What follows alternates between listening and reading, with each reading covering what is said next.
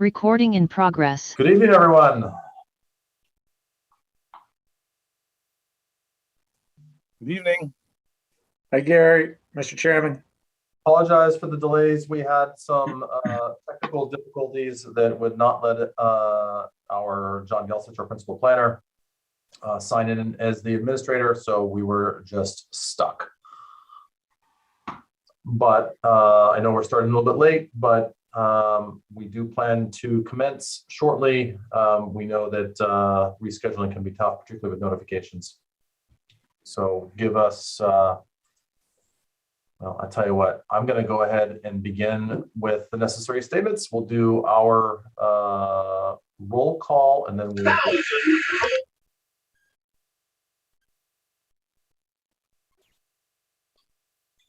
Bob, are we good to go for HCAM?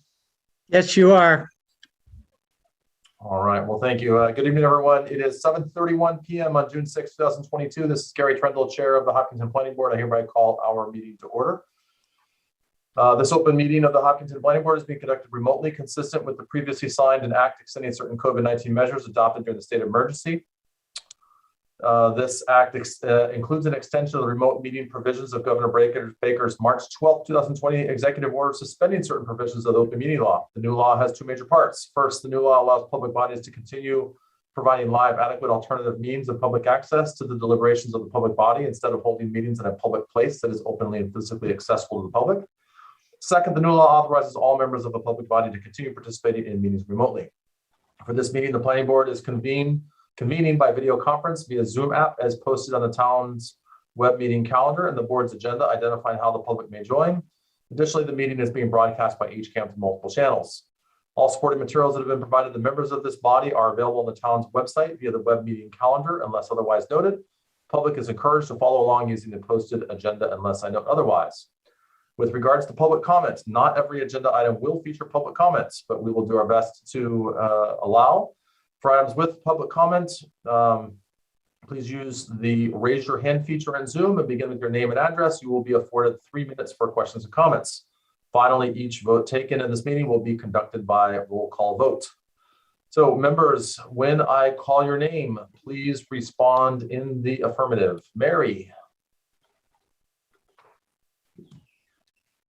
We don't have Mary yet. How about Rob? No Rob either. Fran? Randy, I'm present. Jane?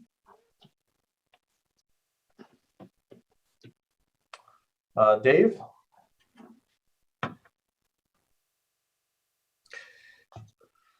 Ron? Ron Prefer, present. And Elise. All right, well, we don't have a quorum anyways.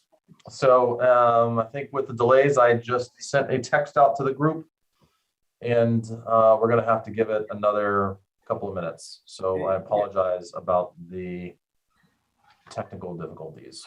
Yeah, Mr. Chairman, I'll do some individual outreach while we're waiting. Thank you, Fran.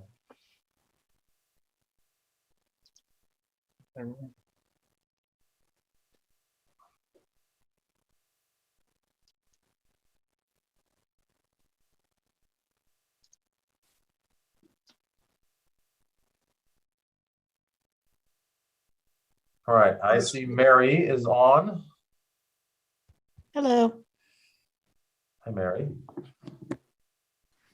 Mr. Chair, while we're waiting, can I get permission to record for the Hopkinton Independent? Yes, you sure can. Thanks for asking. Thank you. If John could just let me do that, that'd be great. Thanks. Hi, Elise. Hi. All right, well, we have a quorum.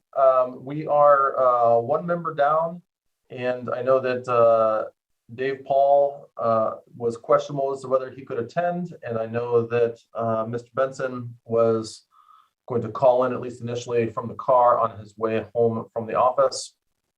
But we have enough, so we'll go ahead and get started.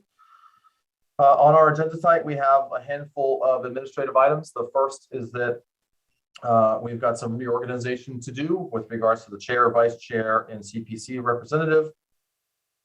Secondly, we have some discussion around the Wilson Street Solar Project and the screening.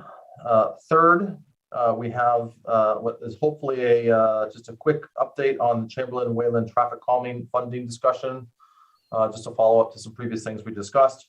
And then we will get into opening the public hearing for 103, 109 South Street. So what I'd like to do is we're going to start with the reorganization. We'll then go to the Wilson Street topic. We'll then go to the hearing on South Street, and then we'll finish up with the Chamberlain Weyland traffic calming, since that one is internal only. So let's go ahead and start with the reorganization. And at this point, I will we'll start with the chair, and I will entertain candidates for the chair of the planning board. I nominate Gary Trendle. I second that nomination. I third that nomination. All right. Thank you. Are there any other nominations?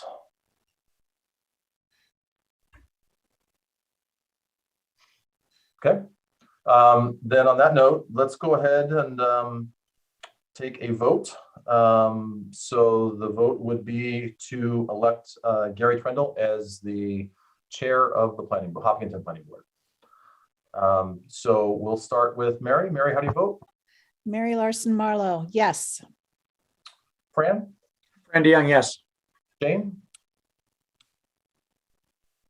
You're muted.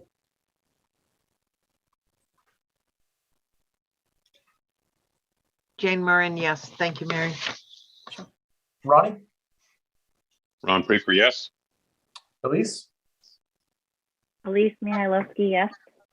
And Gary Trendle is a yes. All right. Rob has just joined us. John, can he still vote? Not sure it matters. Rob, we're just voting on chair. I was nominated. There were no other nominations.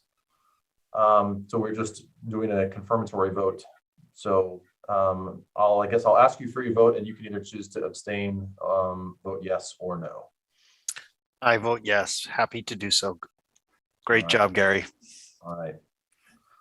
Well, thank you all. I appreciate it. I appreciate the vote of confidence.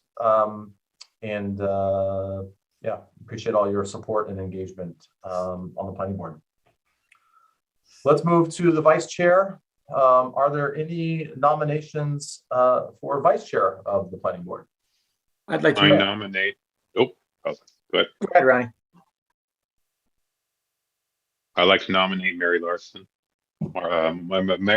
Marlowe as vice chair. Second. Mary, do you accept that nomination? Yes, I do. Okay. Are there any other nominations?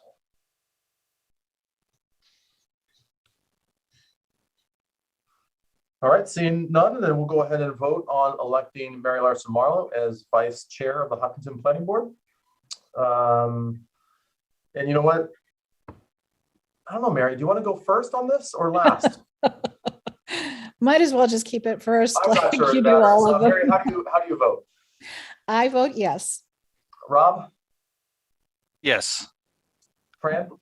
Fran DeYoung, yes. Jane? Jane Murrin, yes. Ronnie? Ron Prefer, yes. Elise? Elise Mihailovsky, yes. And Gary Trendle is a yes as well. Mary, thank you. Appreciate your ongoing support and leadership. And I'm glad to have you serve another term. So thank you. On to the CPC. So the CPC was most recently, we have a planning board appointed member of the CPC. And that was most recently Shahidul Manan, who has moved on to the select board. So we need to appoint someone else.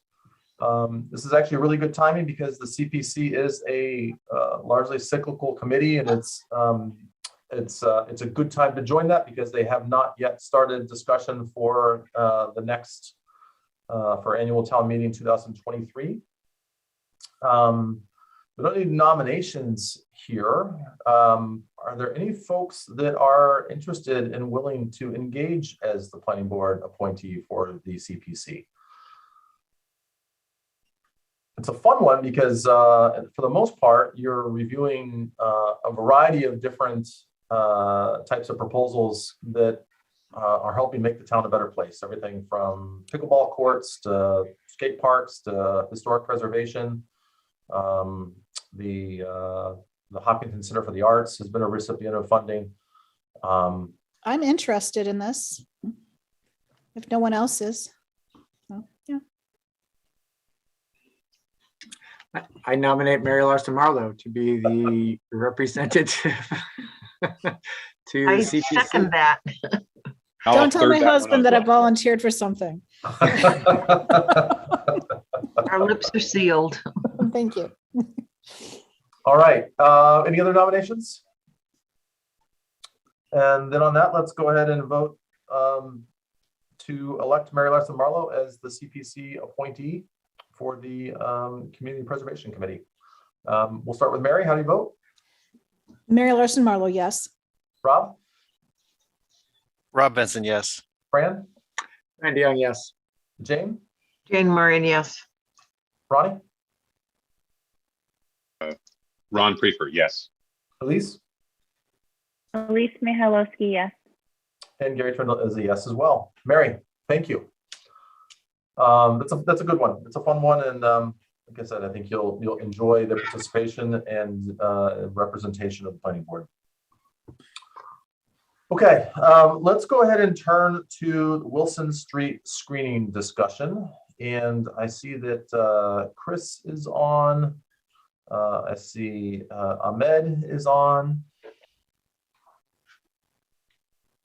John is so kindly pulling up their revised drawing.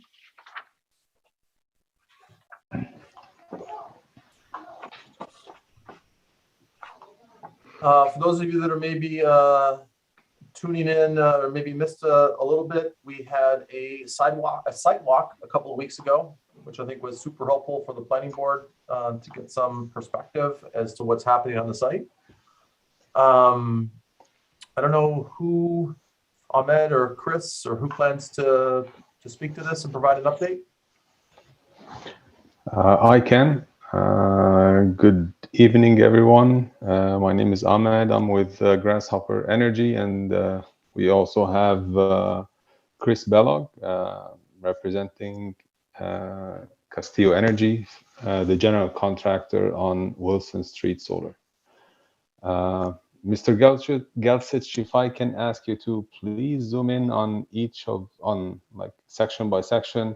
So just to give you a bit of a background, everyone, after the site visit, there were some comments that have been made and in different parts of the project, and we took notes and we addressed them all on this plan, and we're presenting it here to everyone.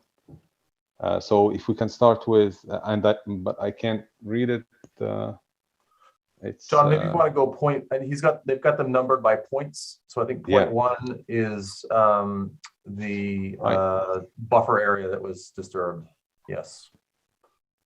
And Ahmed, quick question. I think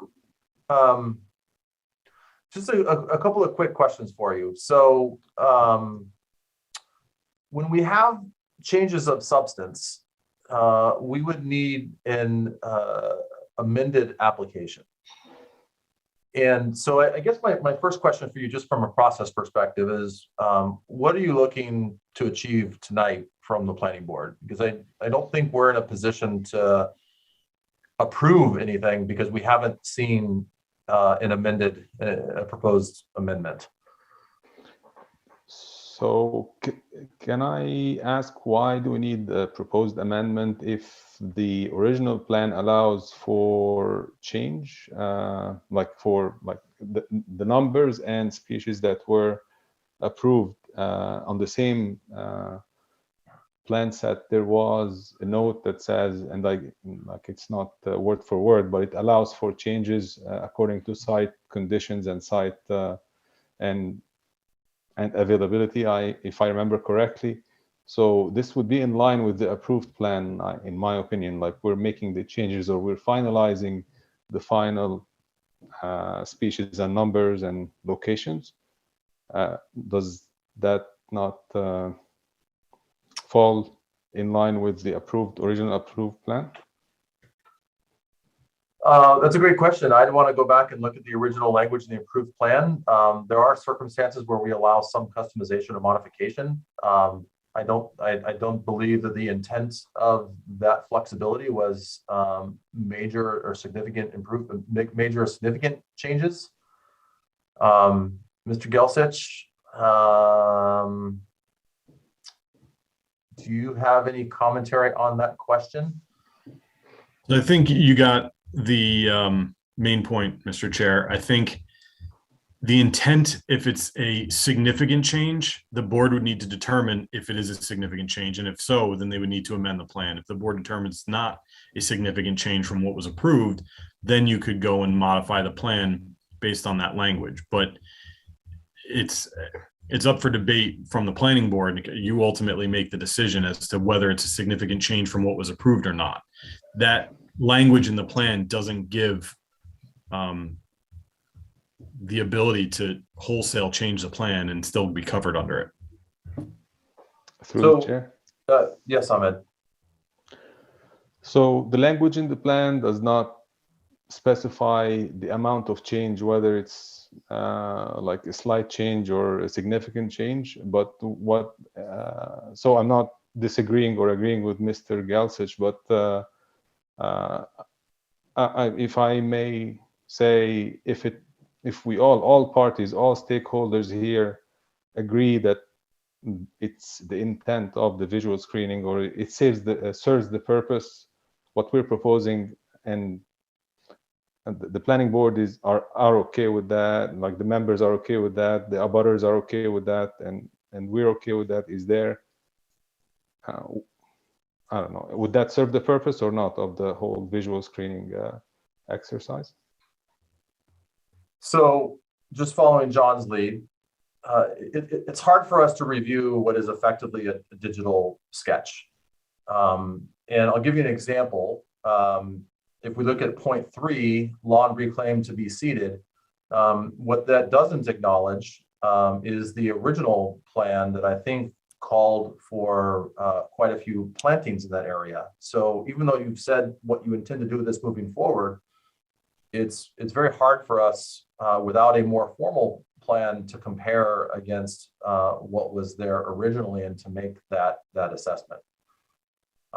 So typically when we have significant changes, to have an amendment, it gives us a more formalized plan aside from just what is a pretty, like I said, it's a loosely defined sketch or modifications. It's really hard for us to evaluate this against what was originally approved. If you wanted to, we could go through it, and I think it's reasonable that the planning board could make a decision as to whether this was significant and whether an amendment was required. I think that's reasonable. But if anything, I'd want to just review. I apologize, I didn't have a chance to do this sooner, but what language is in the original approved plan.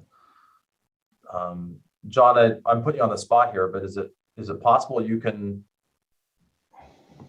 pull up the language in the original plans that speak to the potential for changes? Yes, I can. And while I'm doing that, if I could make another point, if the board decides that this is a significant change, I know that Ahmed said that the abutters would be okay with it, but in reality, we have not notified all the abutters within the site. I know Ed and Tom are very active on this project, but that doesn't mean that all of the other abutters within 300 feet of the site have had a chance to review, are aware of this meeting, and have had a chance to submit any comments. So we would need, the reason we do amendment applications is because we still need to notify abutters. We still need to go through the whole statutory required process. Otherwise, it can be appealed by any of those abutters. The state will, they'll bring us to court, and then they will determine that the process wasn't followed. according to the law, and it'll get overturned. So, Mr. Gelsich, there are two abutters that are mentioned in the special permit. Are these not the two abutters that we need to notify? So the abutters are any property owners within 300 feet of the boundary of the subject property.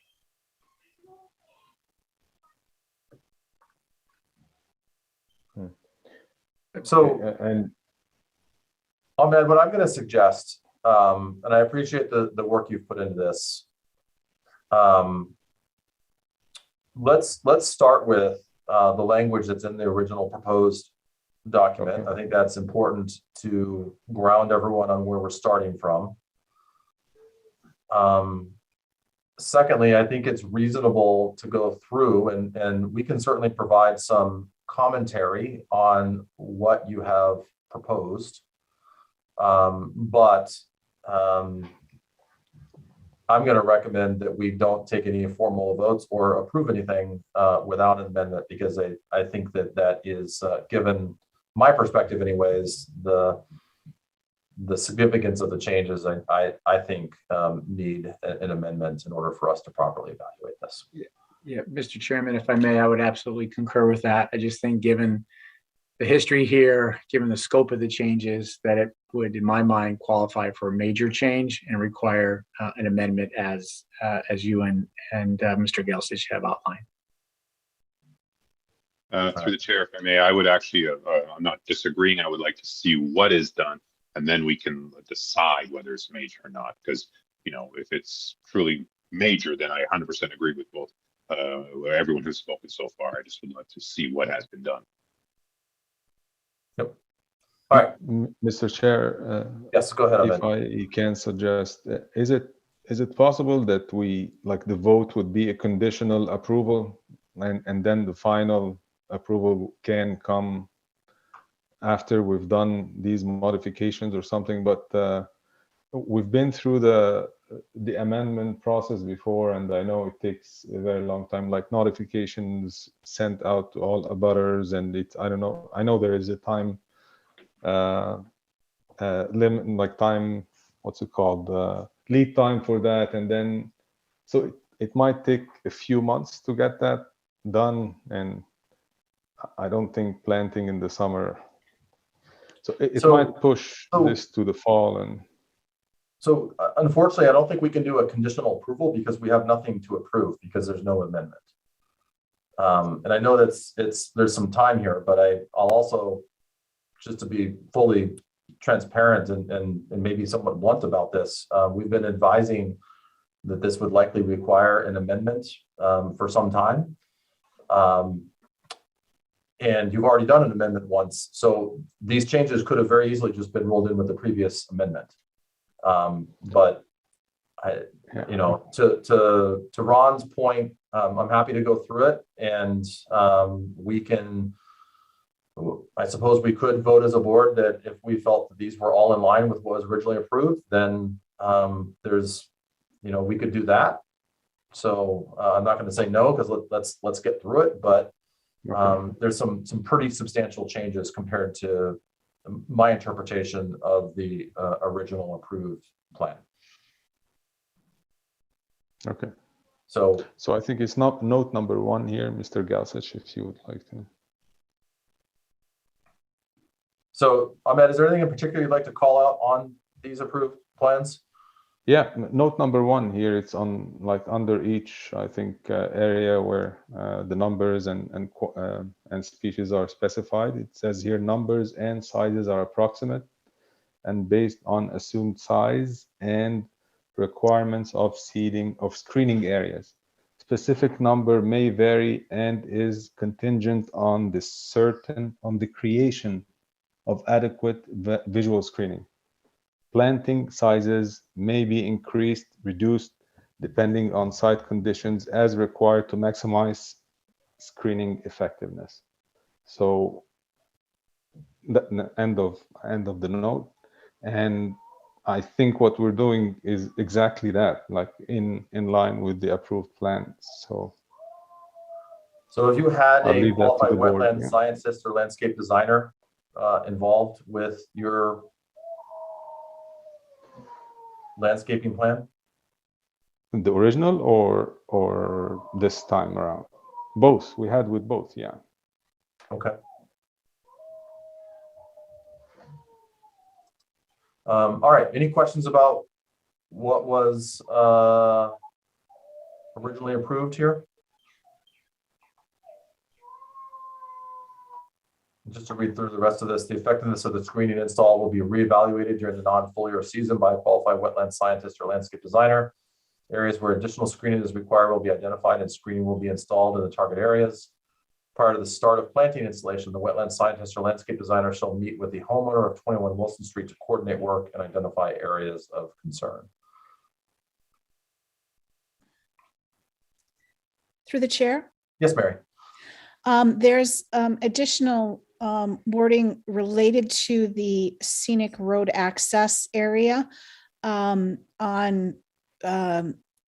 sheet number 4 of the proposed plans. And so I don't think that this is the right sequence of events, time to discuss that, but I would want to go into that particular area when we discuss it in detail. Okay. Okay.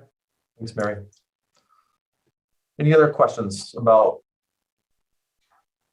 the original landscaping plan? All right, let's go ahead and go to your new drawings. Thanks, John, for quarterbacking the screen here.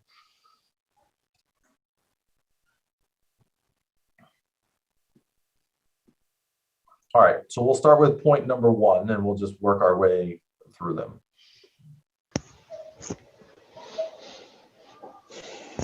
Okay, this is the area where next to the road, I think there was an area that seemed to have been disturbed inside the 75-foot buffer. This will be reclaimed and reseeded. I mean, re-loomed and reseeded and stabilized. This, if you're entering the site, this is to your left. Ahmed, quick question. From the sidewalk, we saw there were quite a few rocks or boulders that were placed in that area. Is there any plans to move those? I think they will be rearranged. Chris, if you're on, I don't know, I saw his name, but I'm not sure if he's on.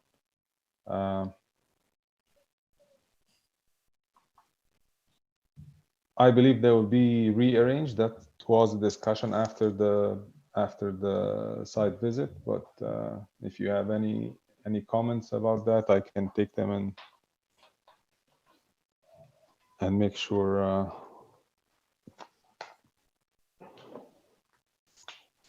Okay. So to that point, if I may, Mr. Chair, through the chair there. So rearranging those large rocks or boulders within the 75-foot buffer zone, you're not going to remove them. They're just going to be, and I don't know what rearranged means, but maybe if you can clarify that a little bit, because I don't think they were there originally to start, correct?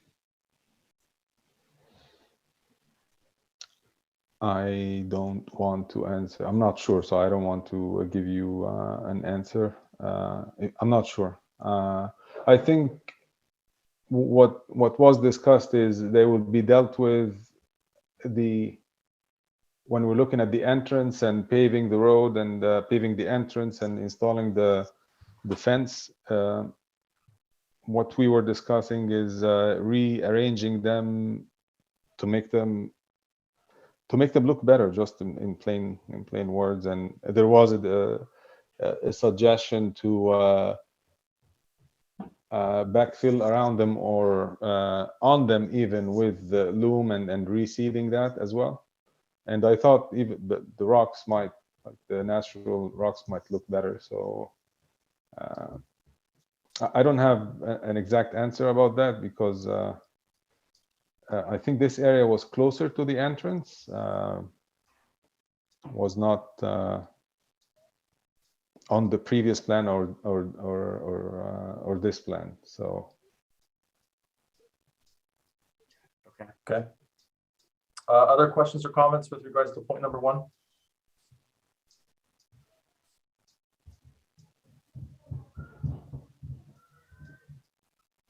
All right, let's move to point number 2. Point number 2 is something that we've noticed during the site visit. There was like a berm to the right side of the road if you're entering into the site. And this was because the high voltage cable, we were not able to dig into, because there was ledge under the road, we were not able to dig in. So we provided enough cover for the high voltage cable with like sandy soil. And it will be stabilized, loomed, and also seeded to give it the stability required. So I have a question about this for Mr. Gelsich. Do you have any info on what is required in these circumstances when a utility is above grade but still buried in a mound of sorts? And I'm just thinking of side slopes and erosion control, and I don't recall that specific situation called out in our bylaws, and I might have missed it, but I'm wondering if you have any clarity you can provide on. I don't have, sorry, Mr. Chair, I don't have any clarity on this. Usually they are buried underground, not above ground with a mound. We would really need Beta to kind of weigh in on that in terms of how they've reviewed the rest of the site in terms of, as you said, stormwater management and that kind of stuff. I don't have anything else to add. I think this would be according to the electrical code, the NEC. It very well might be. I don't know. That's where we rely on our engineering representation to help us with that. Okay. Any other questions? And for the members of the public, I will give you a chance when we get through this, but let's just stick with the planning board members for now. Any other questions about point number 2? Through the chair. Yes, Jane. Could you help us acclimate ourselves? Where is Wilson Street on this map? And where is the drive on this map? Is that between the 2 yellow lines? And is that black line the high powered, the high tension line?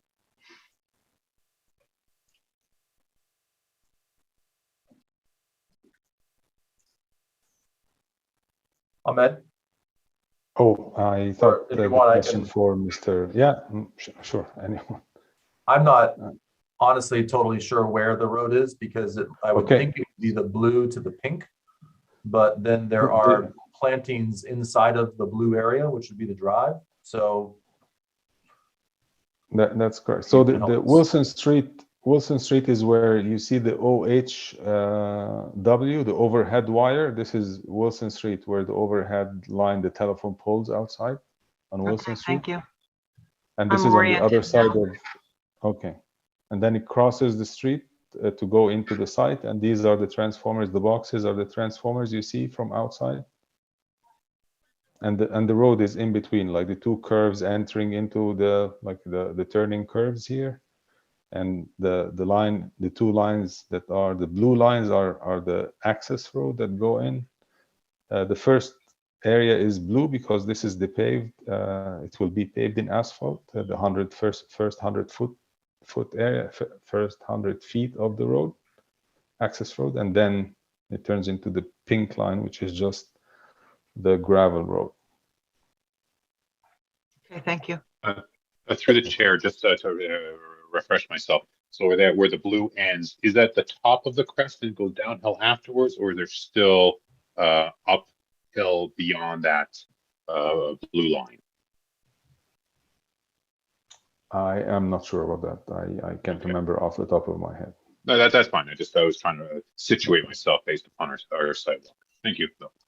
Sure, through the chair. Problem. Yes, go ahead, Mary. This is just in follow up to Jane's question. It's like, okay, so if the blue lines outline kind of the asphalt portion of the drive, the 18-foot wide asphalt, the bushes that are suggested there, are those going to be pushing are they going to be narrowing the asphalt because the bushes are right there, or what is No. the plan? No, they will be on the side of the asphalt. It's just like the boxes are not represented in the correct scale, and it's just a representation of what will be planted here for the to make the point number 4. Okay. So it will not be encroaching over the asphalt, no, and the 18 feet will not be reduced. Okay.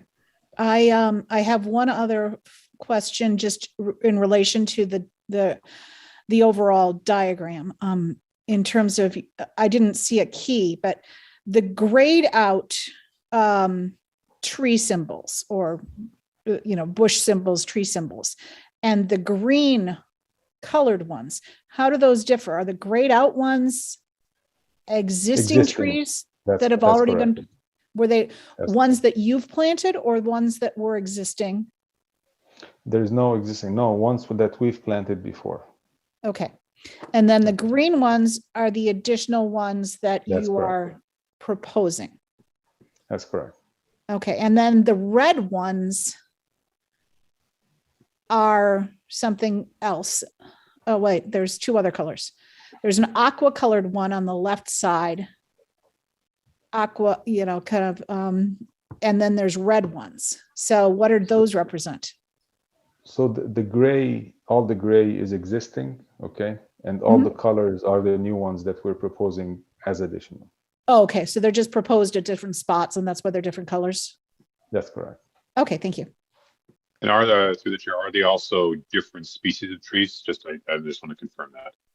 That's correct, yes. Okay, thank you. No problem. So through the All right. chair. Oh, yes, Fran. So to the applicant on point number 2, when we did the site walk, those lines were already buried and there was loam that was put on top, and it looked fairly steep in terms of about 18 inches high.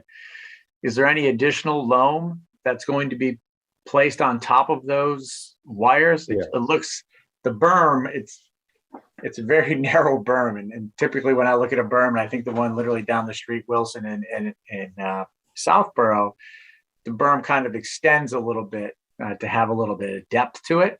And I was just wondering, is there going to be any additional loam added potentially to the front side, probably more likely the back side, just to kind of build that up a little bit, minimizing any potential runoff or erosion that could occur to that berm. Whereas what we saw on the sidewalk, that's it.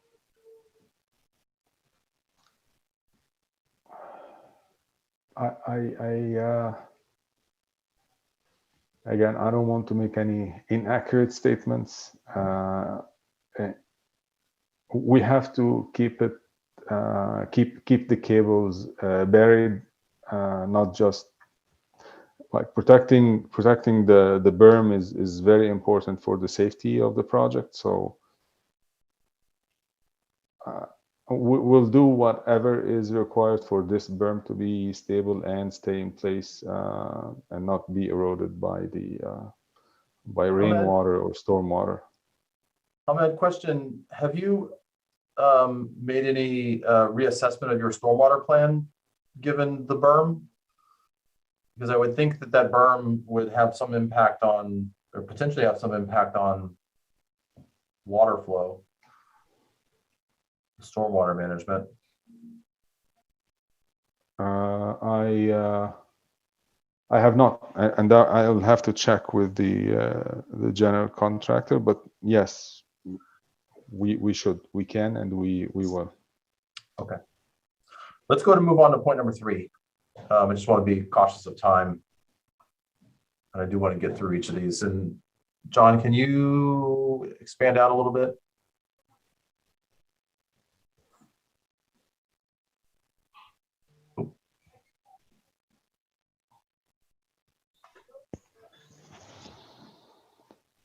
Are we on point number 3 now?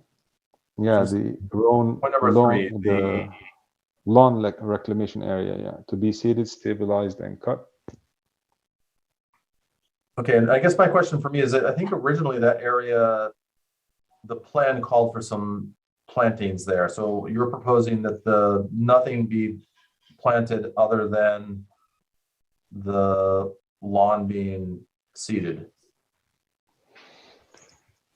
So the plans call for like, we can do that. We can plant the other trees that were called for on the plan, or like we have originally planted the trees, the existing trees now that we've planted in this arrangement based on our consultation with the abutter, Mr. Shambo.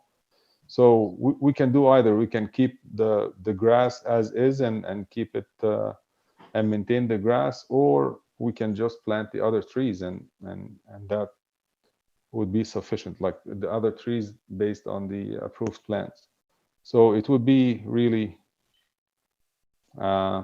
something we can discuss with Mr. Shambo.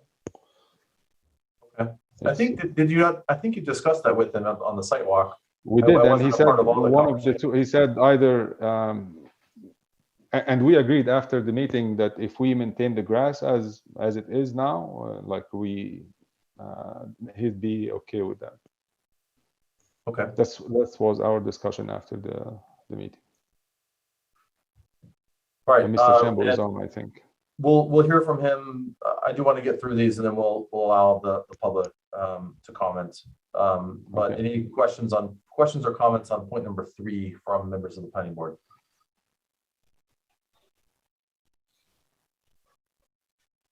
All right, let's move to point number 4.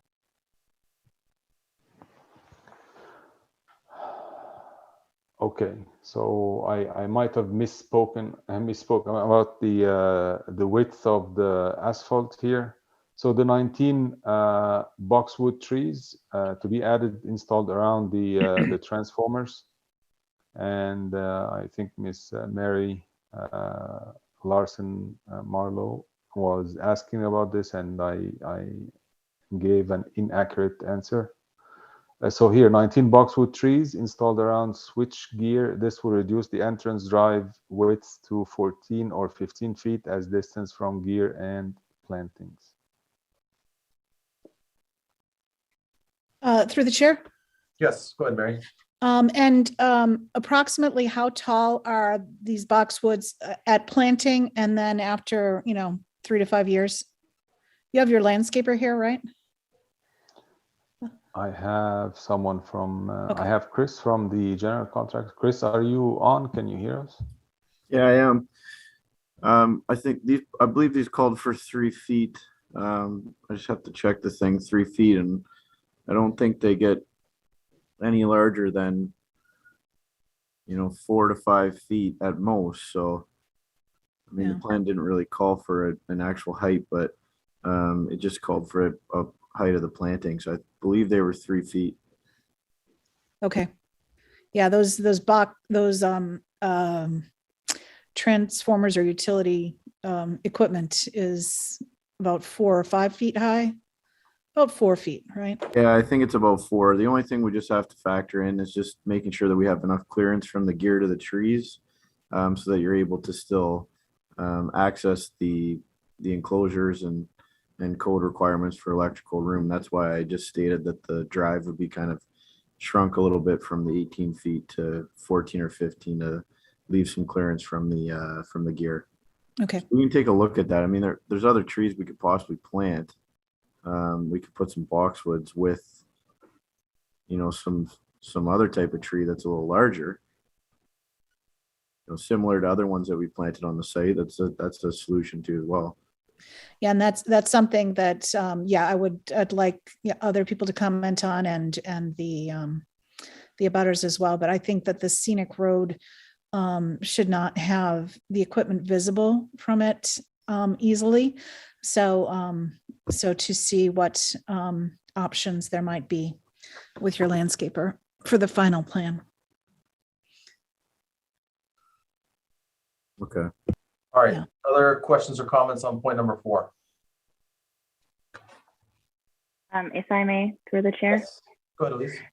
I kind of want to second what Mary said. I think that the boxwoods in my opinion, would not be sufficient screening for the equipment. So I would like to see maybe some taller trees or bushes or something else just thrown in there with them, because it is pretty close to the road and you can see it when you drive by. So that's my opinion on it. Thanks, Liz. Through the chair. Yes, Jane.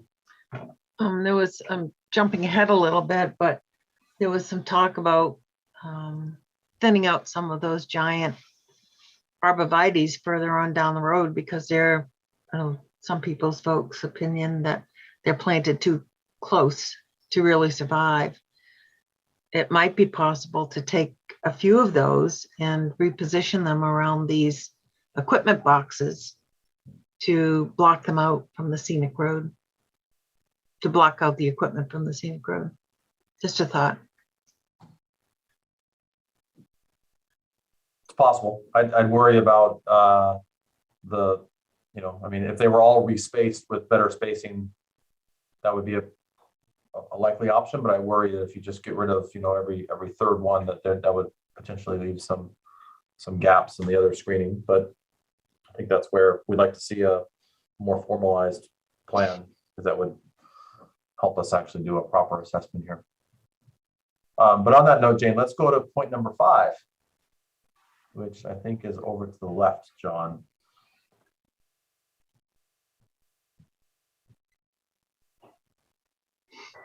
So just through the chair, before we move to point number 5, I just read on the old plans here on Boxwood. It says the boxwoods are proposed around the equipment at Wilson Street entrance. Location to be determined in the field after equipment is installed. So, okay. I think we're comfortable That's with. installed. Yeah, that's where we're allowing for some flexibility here.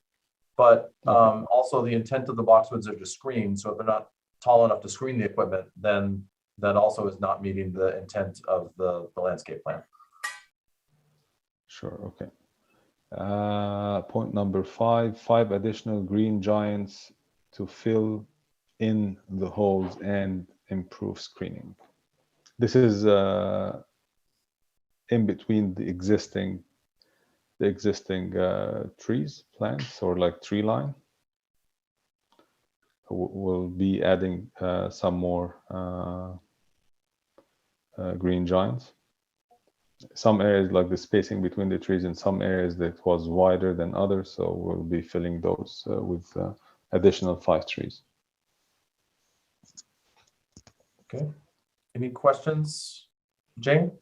So through the chair, when John pulled up the original wording, it said the spacing of the green giants were to be 8 to 10 feet apart, and it sure didn't look like it at the sidewalk. And then it said the total number would be 12. Well, that looks like at least twice, maybe 3 times the amount of the green giants. So there was some conversation about that, and because they are spaced so closely, it appears as though some of them are just going to strangle out most of them, and not sure what's going to happen to that whole line at the end of the day. Maybe Chris, the architect, the landscaper, could speak to that. I'm not sure. Just a few thoughts. Yeah, I could comment. I kind of remember that we did have this conversation on site, and it was actually Jonathan who was the landscaper. I was the constructor. Okay. But no, it's still okay. So he had mentioned that they're supposed to hedge, right? So they can be, I mean, just based on the photo that I have shown here that I put on the plan there, they're supposed to hedge together and kind of, intertwine and grow like a hedge formation. So I believe that they're able to do, what we were looking to do, or what we were trying to do with the initial screening plan. So I think that they'll be fine for growth and longevity. Okay, just as a follow-up, I'm not sure if some of the other members could speak to it, but and my memory could be incorrect, but it looked like they were just planted in a straight line, and they weren't, I mean, this hedge off-centered hedge does look more appropriate, but that's not what I remember. But I could be wrong on that.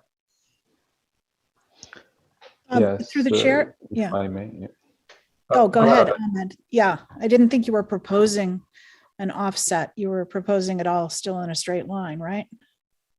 Yeah. Correct, yeah, straight- so basically comment 5 was 2 parts to the email that was sent throughout to us, so it kind of just talked about this area all in one. So in the one top area there, we were just adding the additional ones in to fill the holes, and then down below in the blue area, we were adding the larger ones to help screen the battery storage units from one of Ed's requirements that he didn't want to see. So we actually went to a nursery and we were able to find some larger ones that were actually in stock, and then we were planning on proposing to put another berm down below and have those up anywhere from 9 to 12 feet, depending what we can find on the day of procurement. So I believe that would be enough to shelter the battery storage units completely from his view in that location.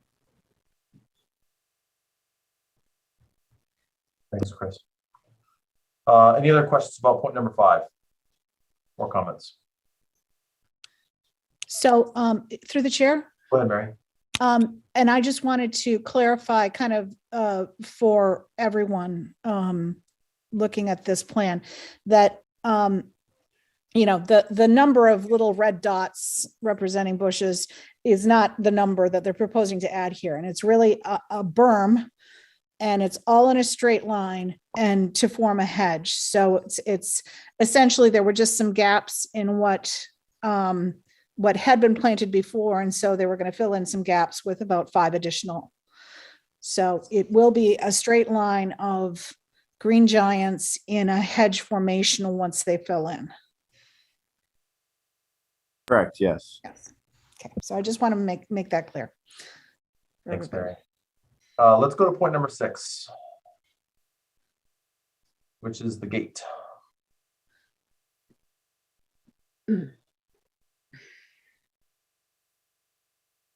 Okay.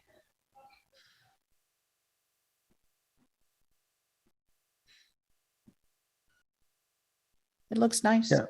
in the picture. Yeah, that's the picture of the gate that is proposed to be installed. And Ahmed, you're proposing to move the location of the gate as well? We're flexible with that. No, it was discussed to be, I think, after the equipment, and it was also discussed to be at the entrance.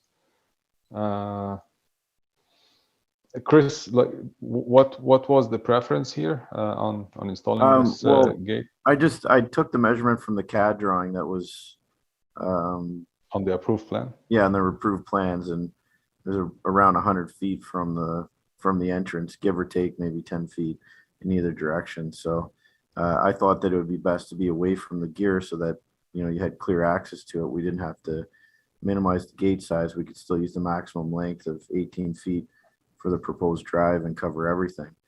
We could move it up to the front of the road if you want. The only issue we have is there's one location where there's some underground conduits that go there where the post might. We'd have to take a good look at where we drive that other post in, and concrete that. So that might be a small issue that we'd have to look at. But I think regardless of where the gate goes, I think it's really, you know, the final decision of the town and whoever's going to be, you know, in the area there for it. So I think it's open for discussion wherever you guys find it best. We can make it work in multiple locations. So I just want to be clear though, the original drawings call for a gate location. If you want to change that, then we want to hear what you're recommending. Our job isn't to design it, and we're not going to say, I mean, we can provide some input if it's helpful, but again, we don't know where conduit is.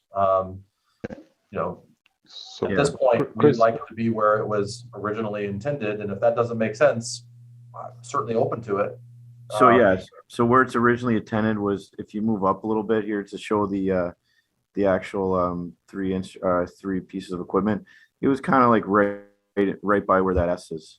And so what I had thought is just move it away from that S so the doors could actually hinge open. Okay, so call it just a ballpark, 5 to 8 feet. 10 feet. Yeah, exactly. That's why I said 5 to 10 feet, give or take either way. So yeah. Okay. I mean, we could put it in between those two pieces of gear, but I think it's probably best to be either in front of all of them or in the back closer to the site. Like there'd be opportunity to put it, in front of the DR there, the recloser. You could probably put it in there. We just have to, watch where the conduit is, but I think we could make that work there too. The only thing is from the conversation earlier, I think we're going to have a row of diagonal trees, larger trees that are going to go out probably into the road a little bit to cover the equipment completely from the road. So I think the gate would probably be best designed to be put after that S so that it's away from those trees. You still have, good access to drive in and out when anyone needs to be in there. And you can still shade screen the equipment. Questions or comments from the board on the gate? To the chair.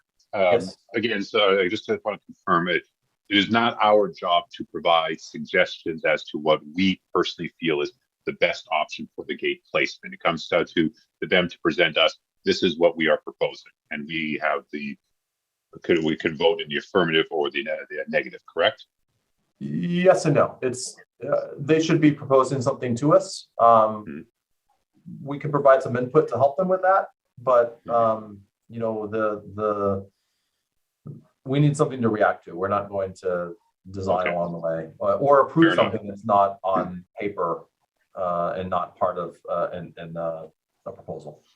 So okay, so then, yes. in that case, my suggestion at this point would be that the placement of this gate should be at the abutters should be consulted as to what they feel is the best, since they're the ones that are the closest, obviously, to scenic route. If it was my opinion, I would have it near close to the front because it adds additional shielding to the electrical boxes. I tend to agree, Ron. Although I'd say we can certainly collect input from the abutters, but I just want to make clear it's the planning board's job to determine what's appropriate and what's not with input from a number of different parties. But personally, I tend to agree, and I think that it's additional screening, and it also reduces the likelihood of a lot of people, not that people are going to park in there that much, but I'd rather keep it closer to the road as opposed to further away.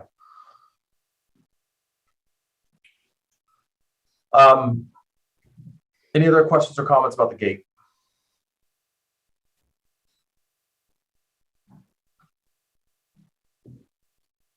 All right, so I will open it up to public comment in just a second, but I want to be cognizant of time. My recommendation here is that the applicant come back with an amendment to their plan. And at the end of the day, you're asking us to react to things that aren't even represented on paper.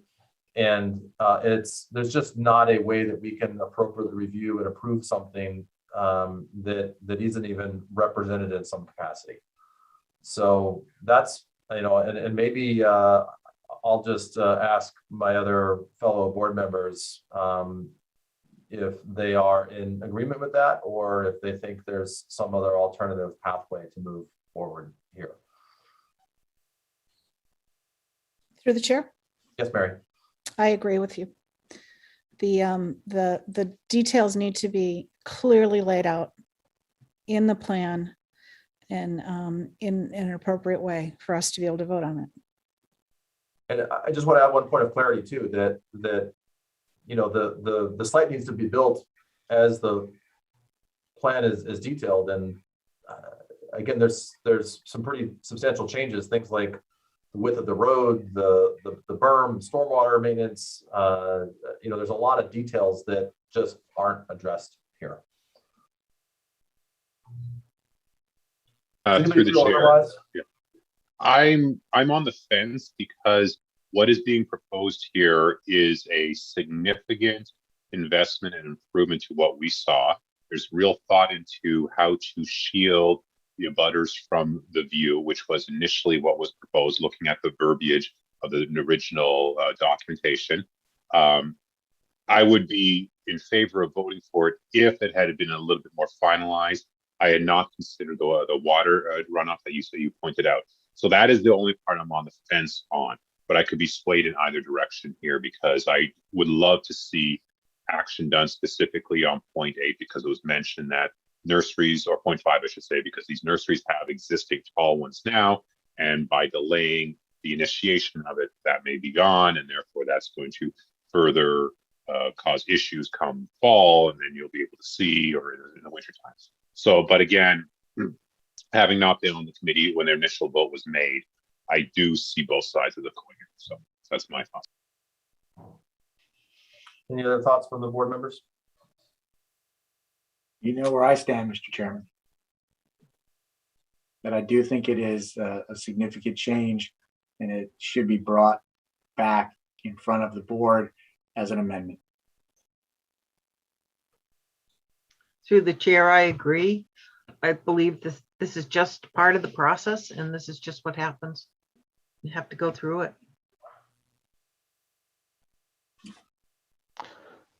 Through the chair. Oh, Yes, Ahmed. Would it like the original plans or the permit, would it not have called for going through an amendment process if any changes were made, rather than just mention that the numbers and species will vary based on the conditions of the site conditions and the note that we read? Like if it's not mentioned on the permit or the plans that the process for change is going through an amendment, major amendment, again, major modification. So I think the challenge for us is that, you know, if it ended up being 17 arborvitaes instead of 19, or if it was, you know, you needed to like as an example, not planting the species down in the gully in the bottom, but bringing them up to a higher level.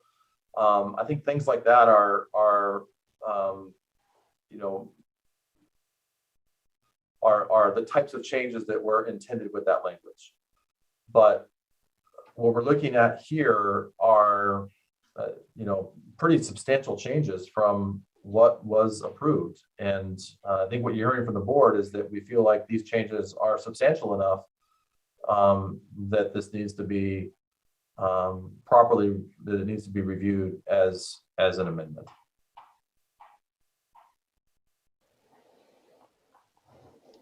I have, Go ahead, Mary. sorry, this is just one additional comment that has not been addressed on this, and this is in the area of the 75-foot buffer behind the Shambo property. It's part of, you know, point 1. It's like the further left of the point 1 area disturbed. There was discussion of additional screening, which is on the original plans. And the fact that, you know, certain trees were removed from the buffer zone. But there was discussion on our sidewalk about like an insert into the chain link fence. I can't remember what. The green cloth. Yeah, green or black cloth. So it's not represented here. And I just wanted to point it out. And I still think it is warranted based on the screening needs for this spot, all along the length of the fence there. So Yeah, so Ahmed, maybe I can just take a quick summary of this. Point number 1, the area disturbed inside the 75-foot buffer zone, that has nothing to do with the species or location of plantings. And my expectation is that it be restored to whatever by practical means to something close to what it was before. And a lot of rocks were put in that area that is going to wipe out vegetation, is going to reduce screening. And personally, I don't think a wildflower mix is sufficient restoration for those areas that were disturbed. We already talked about point number 2 with the berm and potential impact for stormwater. I don't know what that is. I'm not a stormwater engineer, but at the end of the day, putting something substantially above ground as opposed to underground, I understand your rationale for doing that, but that could have implications on the site design, particularly with regards to stormwater. Point number 3, again, there were some changes there. That's one where I tend to lean somewhat heavily on Mr. Chambeau as the abutter, that's the primary abutter that's affected by it. I know you've been working with him, and if you and he are aligned, then that helps me get more comfortable. Point number 4, the boxwoods. Again, we'd like to see that they're of sufficient height, at least at maturity, to fully screen that equipment. There's change to the road, potentially the road location and the road width, which isn't anywhere on the plans. So again, that's not a function of actual number of species, number of plantings or species or specific location. That's a bigger implication. Point number 5, the additional screening there, that seems reasonable to me. I personally tend to agree with Jane. I'm a little concerned about the density of the plantings, but that's where we want to rely on a landscape professional to make sure that's done properly. Point number 6 on the gate. I think we can be reasonable about location. I think you heard from us, for what it's worth, that there's some preference for it to be closer to the road than further away, and the gate design, at least to the planning board, looks reasonable. So that's my quick summary of what I'm hearing here. But again, I'm going to recommend that you come back. I'm going to ask that you come back with an amendment to the plan, and we follow the well-established process for making these types of changes to a site like this.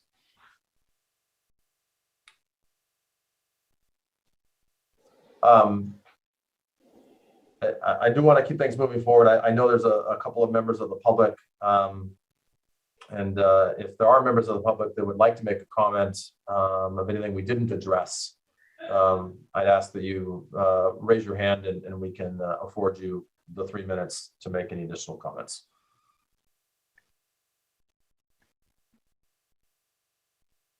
I can't see everyone right now with the screen, so might need you to speak up. So I'm raising my hand. This is Tom Chamberlain. I don't Hi, know how Tom. to raise it. Thank you, Tom. Go ahead. Can you I start? don't know how to your raise it on Zoom, address? so I'm just doing it. Yep. Tom Chambeau, 15 Wilson Street. Been in town for just about 30 years.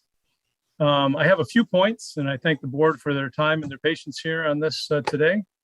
In the buffer zone, there are boulders that were placed within the buffer zone, and there are trees that were cut.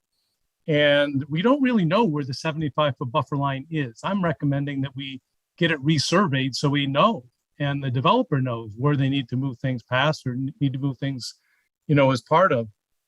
To one of the board members' points, wildflowers really aren't screening. So I don't know what that's going to accomplish from a screening perspective. Maybe it's going to hold the soil in place. I'm not 100% sure there. So a little bit of concern there. Additional screening from the scenic road is called for in points number 3 or 4 on the landscaping plan, and particularly in the non-foliage season. I didn't talk with anyone in the non-foliage season this past winter. I did send in some pictures myself from Wilson Street when it was wintertime, so you could use those if you wanted to. Right now, it's a little hard to justify or to know because all the leaves are out. Where additional screening is needed, but the plans do call for that after a review in the non-foliage season.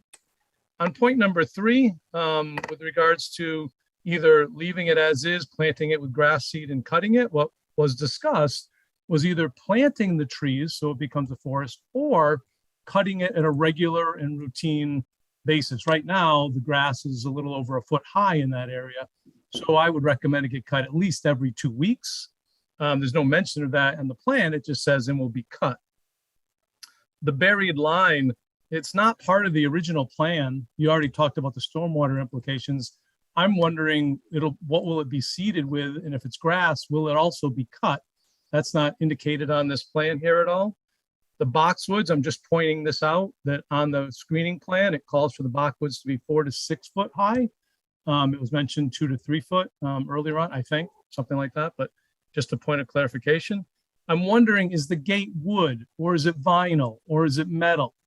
I like the design of it, looks great, but it could have some implications down the line if it's not a good material. And then I'm just suggesting that if we get approval on the plans, some detailed plans, before any further work is done, as we go forward. So those are my comments. Thank you for the time and the attention, and allowing me to speak. Thanks, Tom. And Tom, just to confirm, I don't know, what's your address? 15 Wilson Street, Hopkinton. All right, any other brief comments? Mr. Cutter, I see you raised your hand. Thank you. We'll just go ahead and unmute you, and we will afford you 3 minutes. Am I unmuted? Yes, we can hear you. I'll start with a very easy question. What will the height of the decorative fence be, decorative gate be? Ahmed or Chris? It's a good question. I don't really think we fully established that. So, okay, again, you understand the abutter's view would be the more that we can screen, shield, the better. So hopefully it's not just a 3 foot high fence. I'm thinking it would probably be, 4 to 5 is what I would think, but that's a good question that hasn't been discussed. Okay, and then I'm having a problem respond because the same issue about details. It's hard to respond when it's pretty vague exactly what's going on. But one point, there's a talk about, I understand that what is planted doesn't have to be exactly what was on the original plan, but it shouldn't be this far away from what was there. Originally, there was on the northern border, which is my side, there was supposed to be a berm that might have been 10, 15, 20 feet long, and there would have been 3 separate rows staggered of the 4 specific species that were named. So I understand there can be variations, and there have to be depending upon the topology of the land, but at some point you can't totally change everything that's occurring. I would assume that there should be some freedom to put in some shielding, screening where there was none in the original plan. And I'm thinking specifically of, I hope Tom won't mind, of the array at the back of 15 Wilson Street. At the present time, I mean, there's the buffer zone, which apparently Grasshopper admits that two parts of the property, it violated the buffer zone and hasn't offered any real remedy for that. I mean, if you cut down a tree, you should put another tree in, and you knock the brush down, you should do something to restore it. We're not looking for it to be perfect, but it shouldn't be worse than it was when you started. Now, looking at the array at the back of 15 Wilson Street, and I go down Tom's driveway frequently with dogs, and he lets me do that. He's a good neighbor. And in the winter, I mean, there's just a total view there. And I think that there has to be serious plantings there to screen that area. The planning board, I believe, has the authority to add plans to a design if it thinks that what has been provided isn't sufficient to provide the abutting landowners the proper protection. So I don't know if there's any issue about that. There was a condition F2, which was added to the amended special permit in April of 2021, and it specifically granted the board authority to require the applicant to provide additional plantings if the design is insufficient to adequately screen the array from neighboring properties.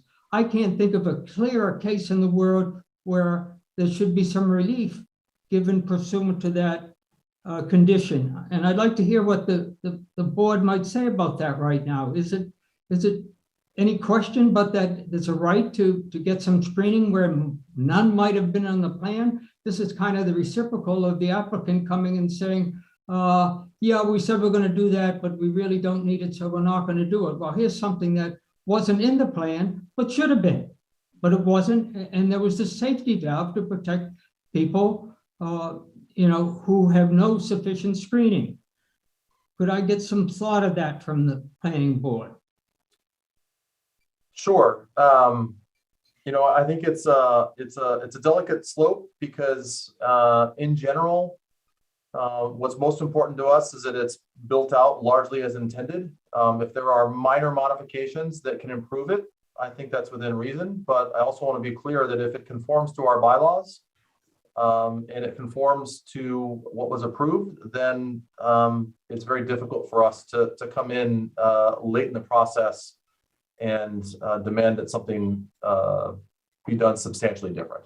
So I think just like we provide some flexibility that if they need to move some things or reduce some things, that there's some flexibility there. If we deem that there are some very substantial problems or gaps with the screening, then I think we could go in and ask them to do something more. But in general, the site is in general, it's not, in my opinion, it's not overly visible from the scenic road or from the abutting properties.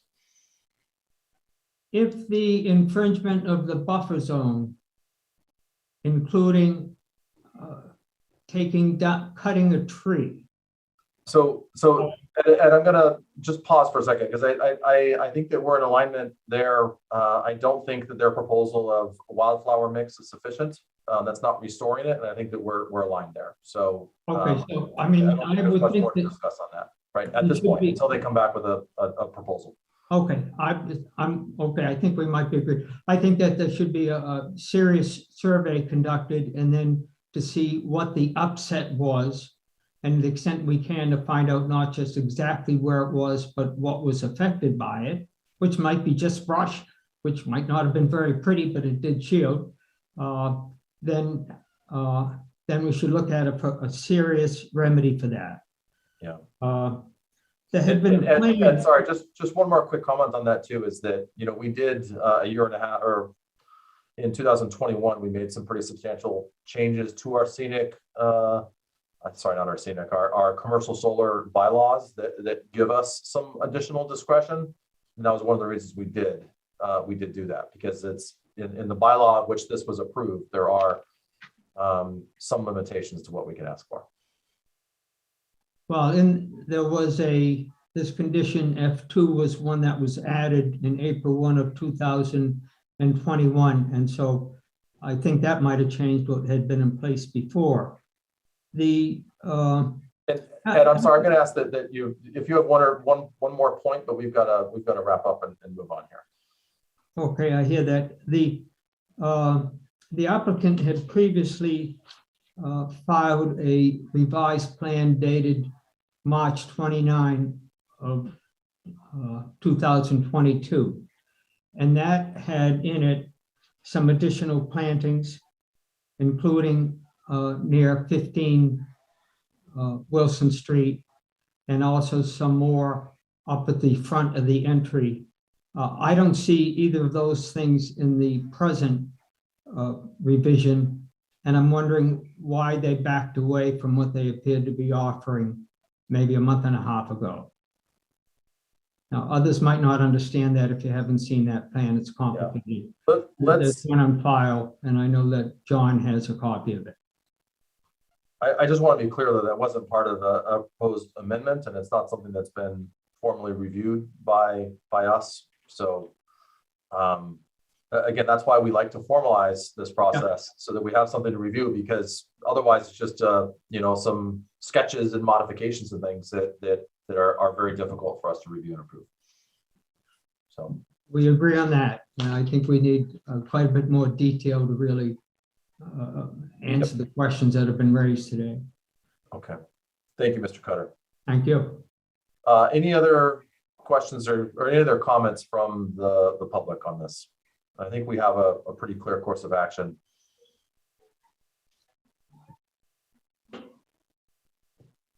All right. So Ahmed, any other questions from you or from Chris for that matter?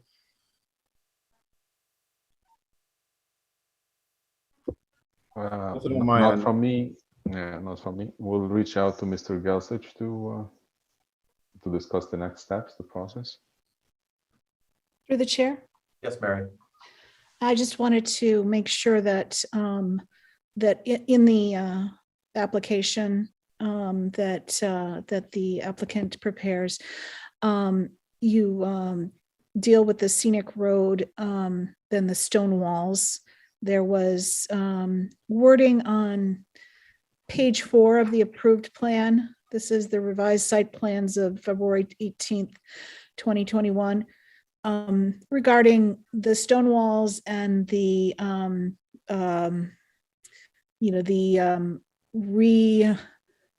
rebuilding of stone walls in certain areas, and just presenting the pictures before and afterwards, if it has already been done, which it may well have been. So that would be good to do. Thank you.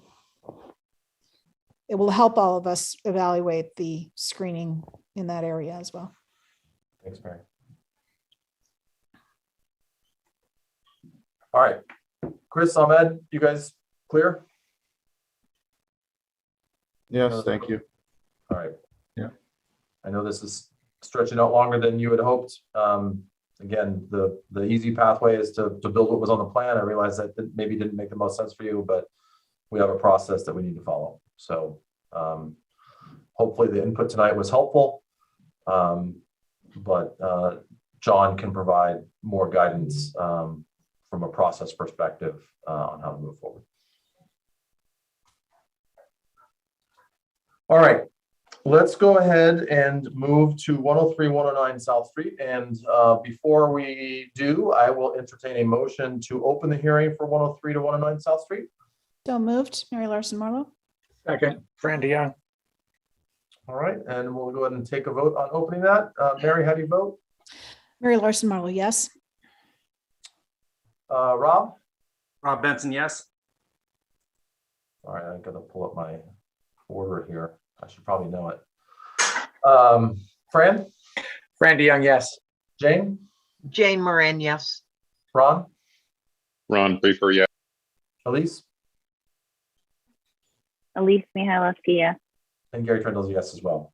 All right, so we have a public hearing outline process that we use for these types of proposals.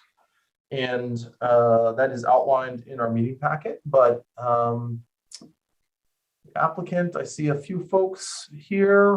Who's going to be speaking on behalf of the project? That would be me, Dave Lapointe. I'll start at least and have others on the team that may chime in at one point or another. All right, great. Thanks, Dave. The floor is yours. Okay, great. Thanks a lot for including us on this meeting agenda. So for the record, my name is Dave Lapointe. We're with Beals and Thomas. We're the civil engineers, landscape architects, and land surveyors. And we are here on behalf of Southfield Properties 3 LLC as the owner and applicant of the property. Part of the team that are here tonight would be Harold Nahagian as the owner and applicant representing Southfield Properties 3 LLC. John Griffin is attorney with Greenberg Traurig. Jeff Murphy is a civil engineer with Beals and Thomas. Andy Loverood from Design Science, the architect, as well as Derek Roach from Vanessa and Associates, the traffic engineer. So like I said, I'll kind of give a general overview of the project, and perhaps as we get into questions and answers and that sort of thing, some of the various team members may chime in. So we're here tonight to discuss the site plan application as well as the special permit and stormwater management permit that has been submitted related to 103, 109 South Street. And the existing site, I can give a little bit of a description. And actually, John, do you want to pull up a screen, or I can share my own screen? Up to you. If you want to point at things, you can certainly do that. Sure. It might be maybe a little bit easier if I pull up my own screen and point. Let me get there.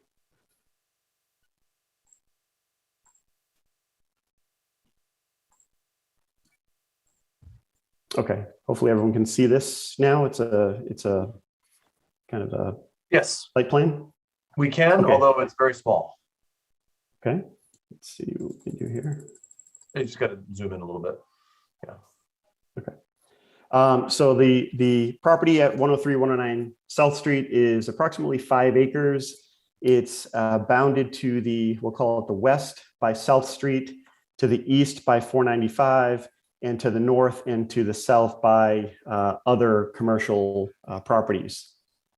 The site is currently developed with 2 existing single-story buildings, one building being approximately 18,000 square feet and the other building about 27,000 square feet. And the site is obviously developed with other associated improvements, being parking and driveways and that sort of thing. The proposed project consists of raising those 2 existing buildings and constructing a new 2-level, approximately 112,000 square foot building.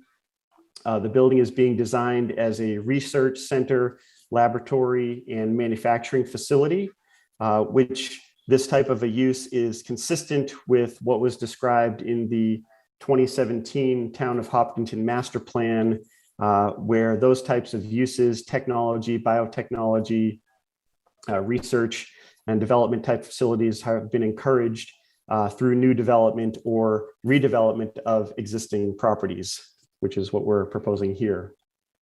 So as I mentioned, the proposed project consists of a 112,000 square foot building that's on 2 levels.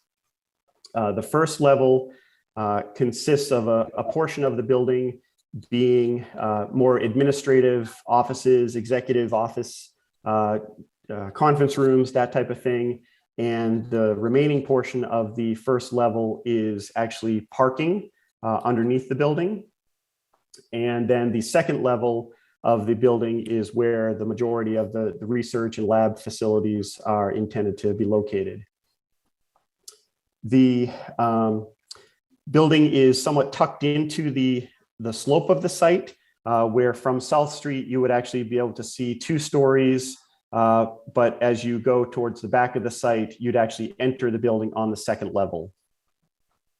The proposed project was actually submitted to the Zoning Board of Appeals back in December, requesting 2 variances. At the time, one was for the gross floor area and one was for lot coverage, where based on the topography of the site and trying to accommodate this type of a use, the proposed building slightly exceeded what is typically allowed by about 1.5% for each of those criteria.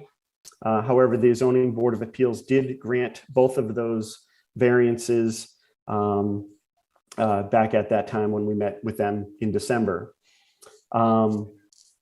Since that time, we've been refining the site plan as well as the building architecture. And so along with the building, we are proposing some other site improvements. The intent is to have 2 exit and access points off of South Street, similar to what exists there today in close to the same locations. A driveway that circulates around the site, around the backside of the building. And then in addition to the parking that's located within that first level of the building, there'll be some additional parking around the site adjacent to these driveways, and then some more along the backside of the site at the rear of the building. Also at the rear of the building are some mechanical equipment between generators, dumpsters, those types of things, as well as some loading docks. But they're located at the back side of the site and at the back of the building, so they would be not be visible from any views from South Street. So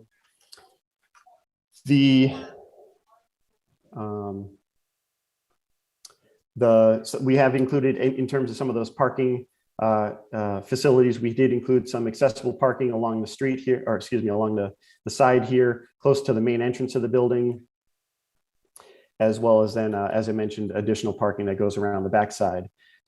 With respect to the parking, we are proposing 229 parking spaces in total, which is less than what would be required under the zoning bylaw that was in effect when we submitted this project. The required amount of parking based on the proposed use and the size of the building would be 310 or 312 spaces, actually. And we were seeking a reduction through a special permit to the 229 spaces.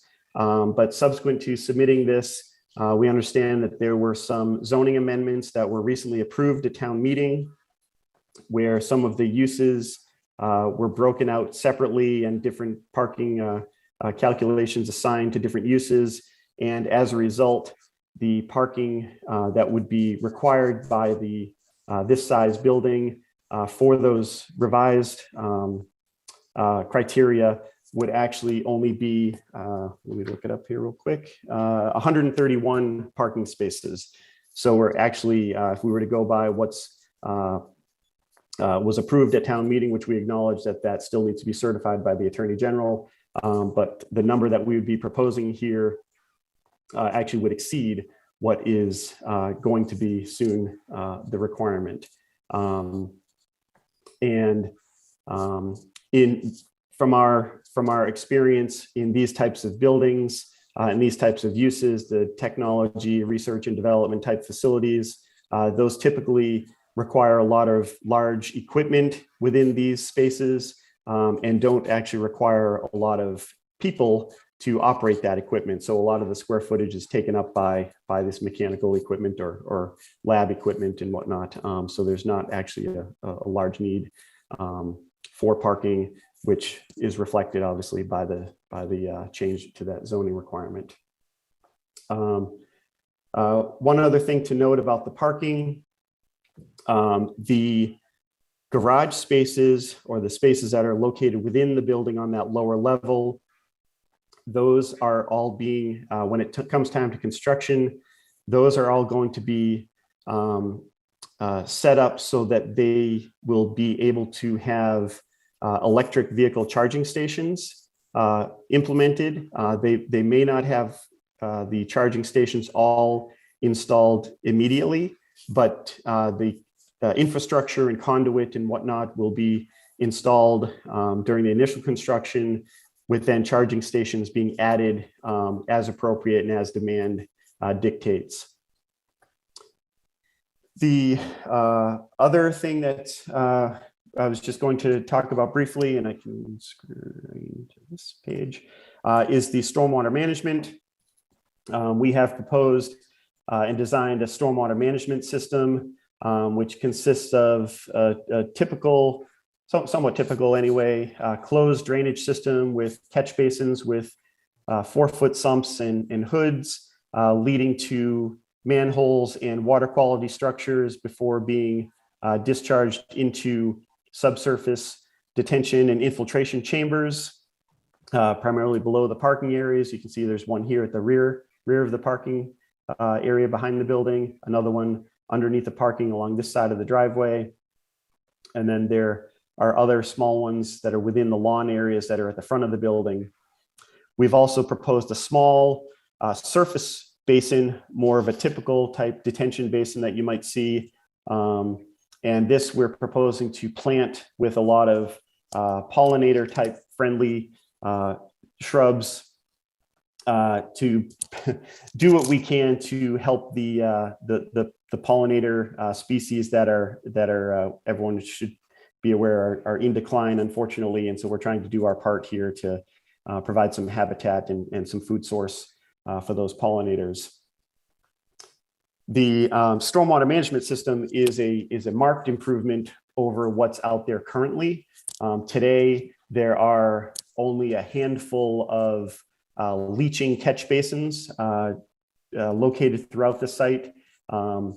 So the proposed drainage system here conforms with the state and local requirements with respect to the treatment of the stormwater runoff, as well as then the peak rates of runoff in terms of them being discharged, the runoff being discharged from the site from the various storm events, which we've submitted a full set of stormwater calculations and stormwater management report that has been reviewed by the peer review consultant.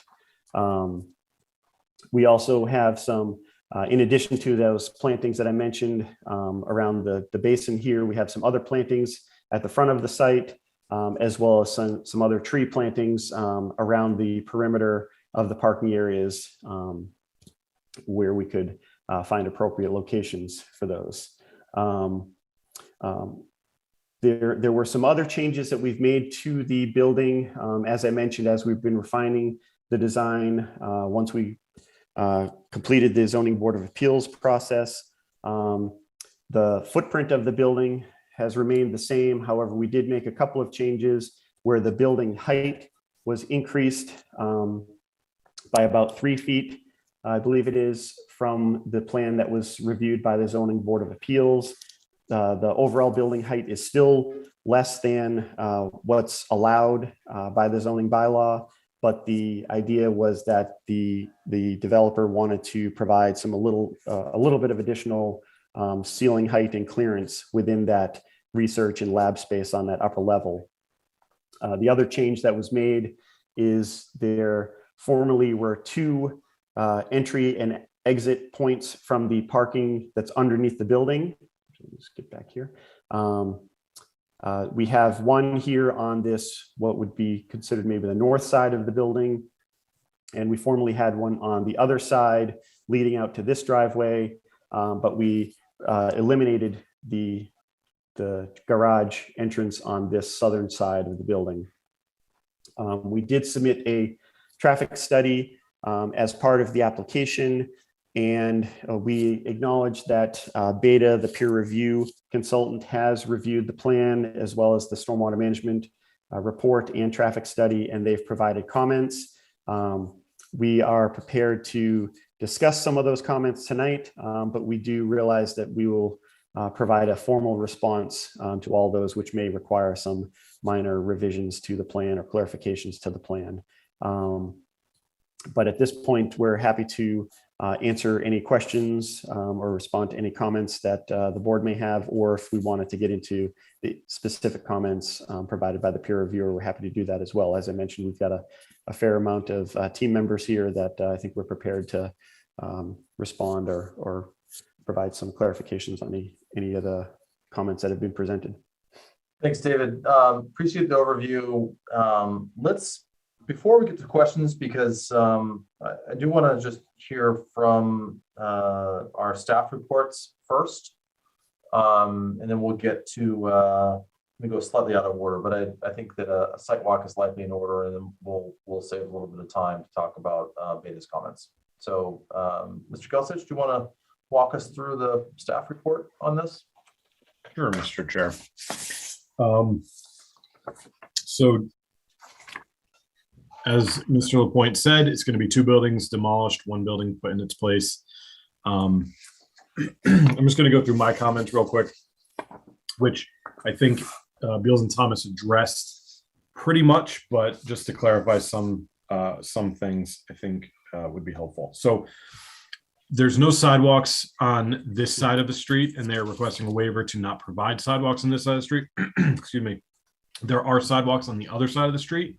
However, along South Street, it doesn't appear to have any crosswalks.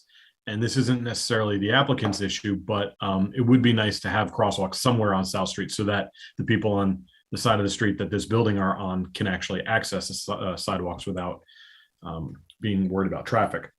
So that may be something they can do, talk to DPW and see if there can be crosswalks near this building. I would imagine that's only going to benefit these tenants more if they're near this building. So that's something they may want to do with DPW. I did mention in my notes that they have received a variance for maximum lot coverage and gross floor area, which they also mentioned. So that's something the board should keep in mind, that that is essentially settled and really doesn't need to come into our discussions here. And they also received a special permit for signs. So I believe those should be shown on the site plans. If they're not, they should be, just to reflect that. The parking issue is a little bit of a discussion item. I originally had written up this whole paragraph about how they provide more parking than they need to, reflective of what Beals and Thomas said. However, in the beta review, and I believe in the application, it was listed as a commercial and office building. And that may have just been because the commercial and office was tied in with the research and development. But I think to have some clarification, maybe a letter written by Beals and Thomas fully explaining what the parking situation is going to be, the calculation based on the new land use category, just so we can all be on the same page as that. Because my calculation originally was, yes, they are providing more parking than needed because they're research and development, but doing it with certain uses and percentage of the square footage with certain uses changes the calculation. So I'll leave it to them to actually propose what they're actually doing with the new approved zoning for parking, and then we can review that in time. And then for, you may have noticed in my special permit for parking, which may not be required if they provide the amount of parking needed, I put a condition for conduit and infrastructure for EV charging stations. So I think that would be best reflected in this plan that's on the screen. Maybe hatching certain parking spaces that will be serviced by that conduit and infrastructure, just so we have it on a plan. We can point to this and it's not really ambiguous as to whether it's going to be provided and how many spaces. I was putting in the conditions about 6 spaces. If you want to do more, that's more than welcome. But I don't, judging by this plan, I don't know how many spaces they're proposing to be serviced by the electric conduit and how many EV spaces they're looking to do. Did I miss that? So if I just can clarify that, yes. So the intent was, as I had mentioned, and as reflected in this note right here, as the intent is to provide the infrastructure being conduit to provide charging stations, at least in the future, for all of the spaces, all 120 spaces within the garage portion. There will only be charging stations on some of those initially. Like at this point, we haven't determined how many actual charging stations would be installed at the outset and once the initial construction is completed, but the intent would be to provide that infrastructure and conduit to provide charging stations for all of the spaces within the garage, like I said, as demand dictates over time. So that much exceeds what I was going to recommend. So I think that answers that question. And aside from the beta comments, that is all I have on this so far. Thanks, John. So nothing else from fire, safety? Have not received anything from fire, have not received anything from DPW or police. We did receive some from Board of Health, but as usual, they tend to just make comments about their jurisdiction and not necessarily planning board jurisdiction. So nothing we really need to discuss, to my knowledge. Okay. Thank you, John. So I would like to do a site walk. As previously discussed, very helpful for us. We typically do site walks on Saturday mornings. We already have one booked for this Saturday morning. Just gonna pull up the calendar here.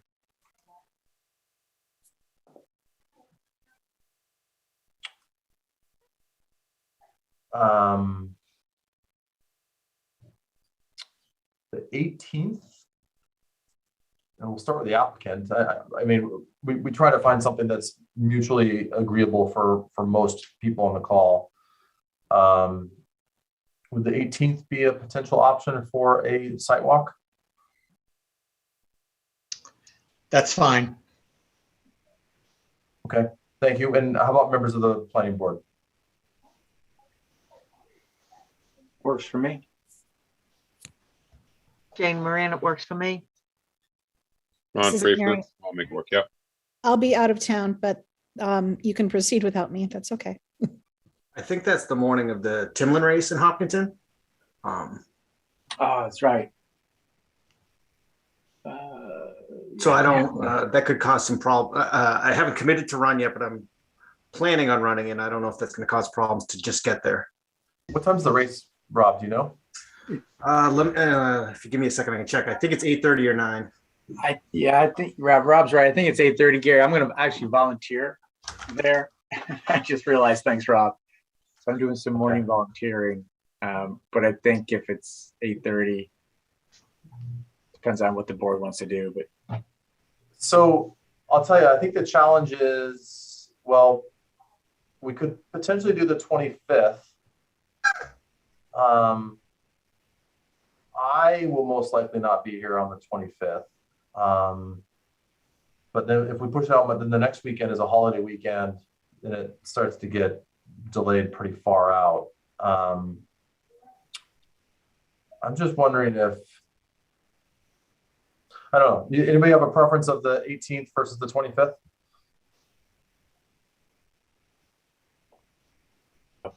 If the 25th is better, then I'm guessing that I don't know what the current status of the site is, but for those of us that couldn't make the site walk, I'm guessing we could probably just drive over and take a look around for ourselves. Through the chair, either work for me.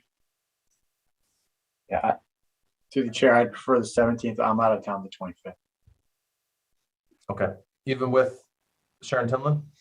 Yeah, I'm volunteering. I'm sure I could get somebody to kind of fill in for me on that. It's an early volunteer. I could be on the 17th. The road races does start at 8:30 a.m. All right. So there's a couple of us out of town on the 25th. A couple of us that will have a conflict with the Sharon Timlin road race. Shouldn't be an issue to get there. I know the road closure isn't going to be till probably 8:28 or so.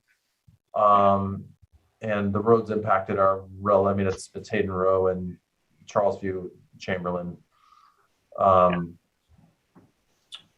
So I'm guessing it sounds like it's probably going to be the first weekend. I'm just going to ask this question as an early person. Is there any appetite to go a little earlier, maybe 7:30, or is that too early for folks? I'd actually propose, I mean, if there's no, argument otherwise, a little bit later. My volunteer is early, so I could, if not 8:30 or 9 o'clock would be better for me. Or do we possibly do it at 10 o'clock afterwards? That'd be great for me. I can be there. 10 o'clock would work for me. All right, let's do 10 p.m. Or 10 a.m. 10 a.m. on I'm getting a little ahead of myself here. That would be tricky in the dark. But let's go ahead and plan on 10 a.m. on the 18th of June. Does that work for the applicant? Yes, that's fine. Mm-hmm.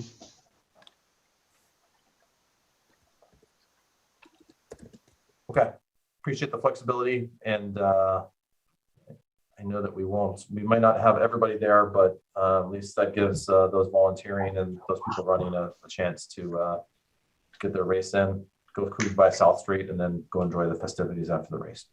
So, all right. So, as far as the beta review goes, normally speaking, our preference is to work through as many of the outstanding items with beta before coming to the board. And I don't think we've seen a formal response to the beta review. So I'd rather not go through all of the open items, but I guess question for the applicant, are there particular comments from beta that you'd like to discuss tonight, or that you'd like some additional clarity on before you work through those comments from Beta? I don't believe there was anything that needed an extensive discussion. I think a lot of it was some clarifications on some things. There were a couple of questions that maybe could just be answered quickly here. One of them was, it's actually comment LA2, where it's referring to the number of trees planted per parking space, where the requirement is 1 tree per 8 parking spaces.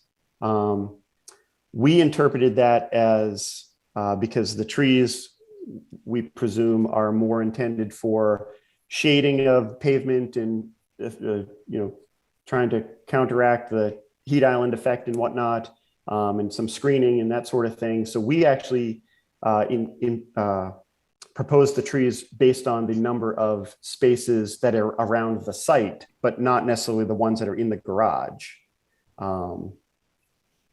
So just, I guess, some confirmation of our approach to that, or otherwise.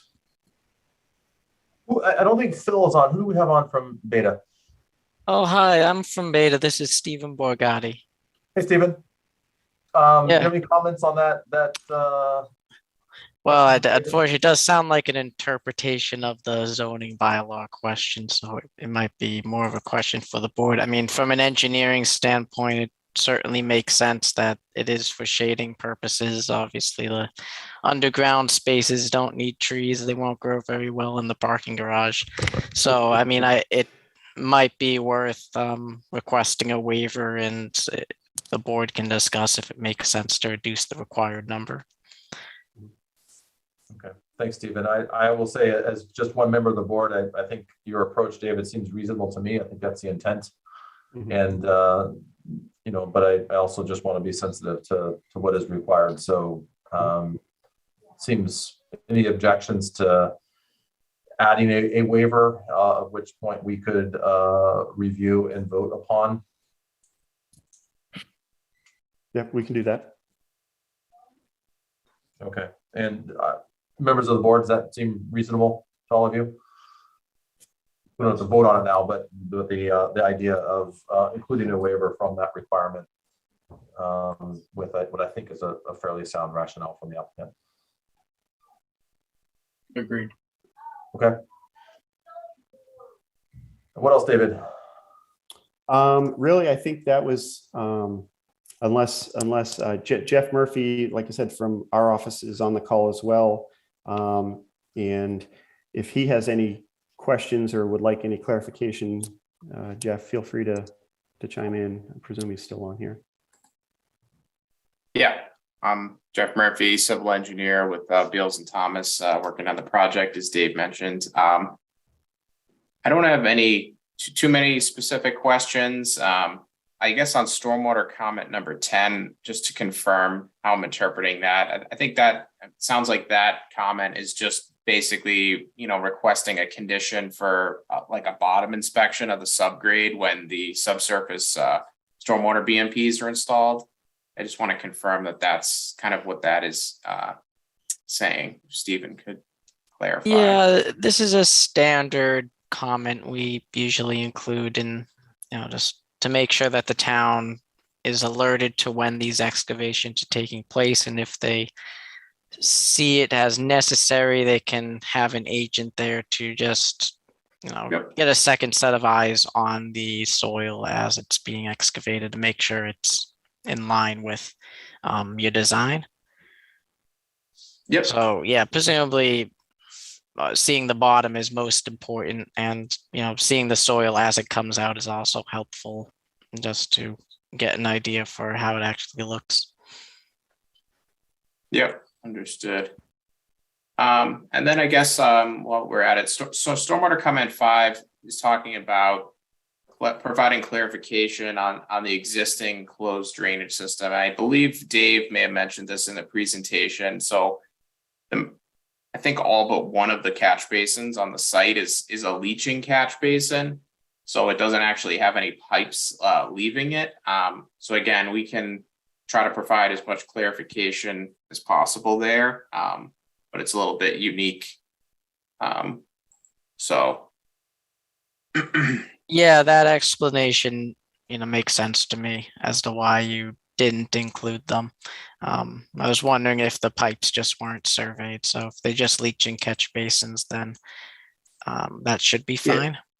yeah, so there's one pipe catch basin that's in the grassed area adjacent to the north entrance by the entry sign. That is the one catch basin or area drain that does have a pipe leaving it.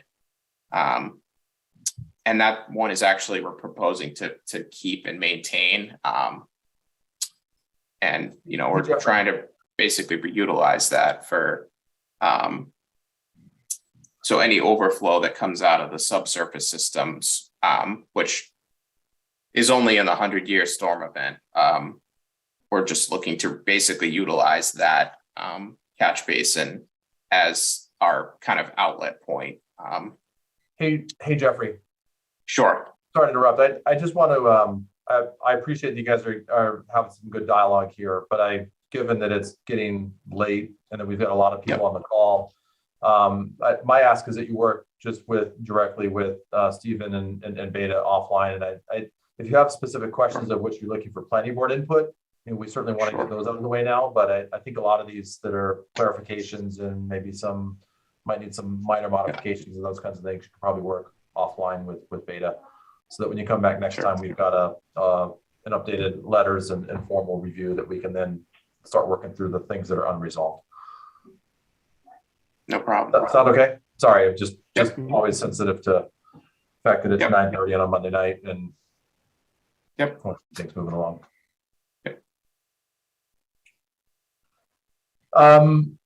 Okay. Any other? Was there anything else that the applicant wants to discuss with the planning board, or if there are remaining items from the Beta review that you can work through with them, or need clarity or not? We can have you come back at the next meeting with an updated response and to Beta.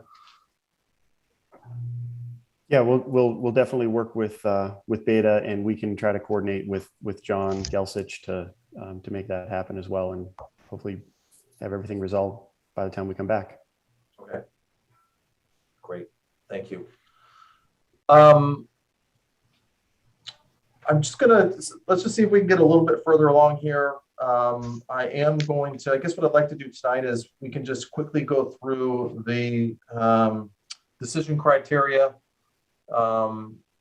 And then I think at the last thing we'll do tonight is we'll just take general comments from the planning board and from the public for anyone that has called in and waited patiently with us. I want to make sure that they have a chance to ask their questions or share their thoughts. I'm going to encourage people to potentially hold off until after the site walk. I think that'll be it's always an eye opener and will likely answer some of our questions and maybe create some others. But again, we want to afford everyone a chance to ask their questions and share their perspective. So for the decision criteria,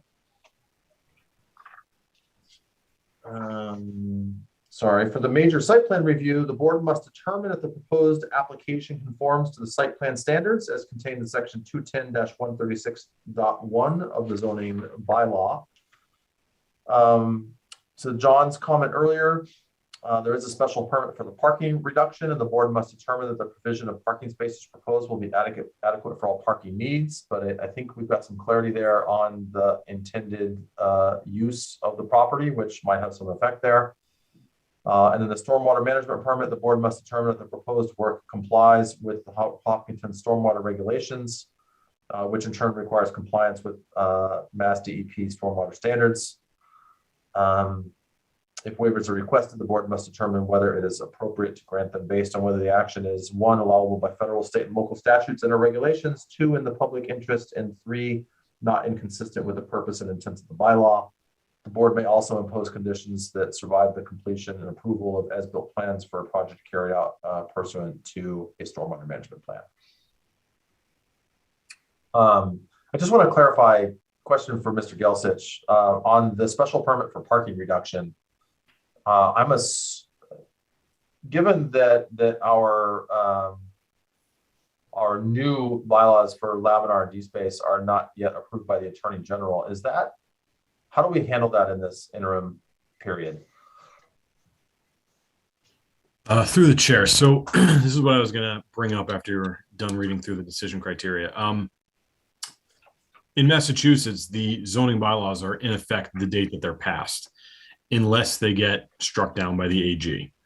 I don't foresee this getting struck down by the AG. The AG reviews zoning bylaws on its face. There's nothing in that bylaw change that would warrant, in my opinion, the AG striking it down.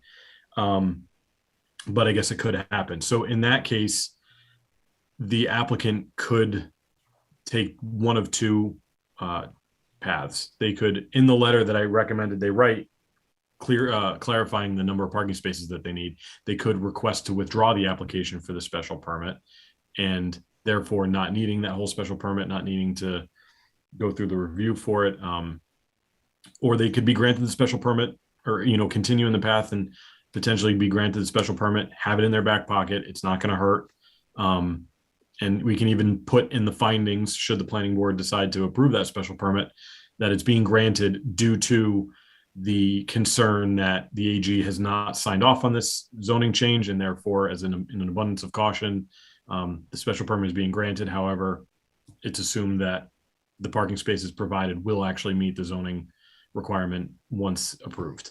That's probably the safest route, so I would recommend doing that. But if they wanted to, they could always withdraw the special permit application.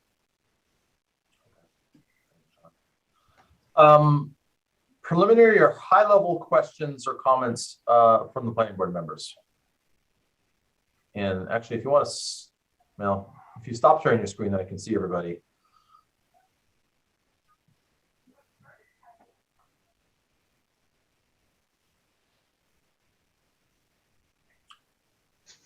All right. Yes, Mary. Yes, hi. Just a suggestion or a question for the applicants of whether or not you're considering solar panels on the roof, considering that you're doing the electric car chargers. I thought it would be great if you could do both. I'll answer that. Yes, as a matter of fact, we've grouped the heating and cooling equipment on one corner of the roof. We also are taking it into account in our structural steel to bear the load for solar. So yeah, it is in the plan. That's great. Thanks. And also, if it turns out that once everybody works out the calculations on the parking and everything like that, if you can do fewer parking spots and put in a little bit more green around the edges of the property, that would be great. Again, it's not not a point where it'll be a difference between approving or not approving. It's just a suggestion. Thanks. Thanks, Mary. Any other questions or comments from the board? And if not, any questions or comments from members of the public?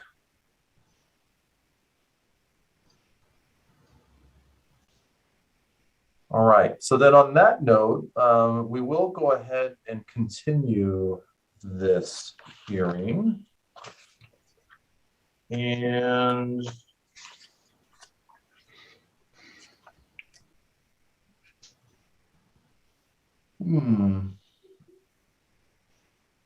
John, when would you recommend we continue this to?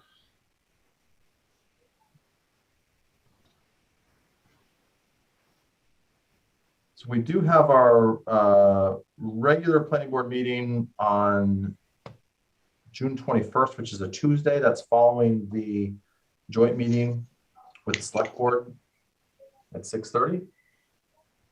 That would be the next available slot. Yes, and then the meeting after that is July 18th. Okay. So I'm going to propose that we do that on June 21st. That work for the applicant? I think that would work for us. Yeah, I think that we'd have the time between now and then to work things out with Beta and get things Okay. resolved. All right. Well, then on that note, I will entertain a motion to continue the public hearings for the applications at 103, 109 South Street to June 21st, 2022. And I don't think we're going to need to extend the decision date. I think we're still within our time frame there.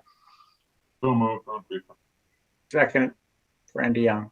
And John's quickly checking, I can see, just to make sure. We good, John?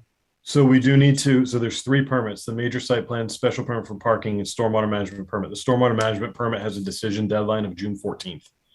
Okay. The other 2 are 90 days after the close of the public hearing. So then I will amend, I'm going to suggest amending that proposal to continue the hearing to June 21st and to continue the decision on the stormwater management proposal to, what would you recommend, John? June 29th. June 29th. So moved. Second. All right, assuming no further discussion, we'll vote on continuing the hearings and one of the decisions. Mary, how do you vote? Mary Larson Marvel, yes. Rob? Rob Benson, yes. Fran? Randy Young, yes. Jane? Jane Moran, yes. Ron? Ron Draper, yes. Elise? Elise Mihайлowski, yes. And Gary Trendle is a yes as well. So applicant, we appreciate it. We encourage you to keep working through Beta and hopeful that if you can resolve most of the outstanding items there, then I'm hopeful we'll get to a vote on the 21st. No promises, but the more you work with Beta offline, then the closer we're going to be to getting there. Okay, sounds good. All right, the last item on our agenda tonight is Chamberlain Weyland traffic calming funding discussion and vote. As a resident of Chamberlain Street, I'm going to recuse myself from this. So I'm going to go ahead and turn my screen off and mute myself, and I'm going to hand it over to Mary. Great, thank you. So this should be relatively quick. I'm just going to refresh people's memory.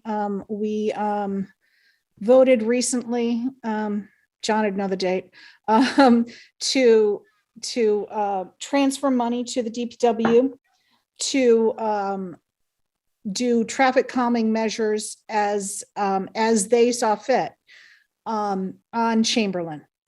And we did not give them more specific instructions. They have come back to us and asked for more specific instructions.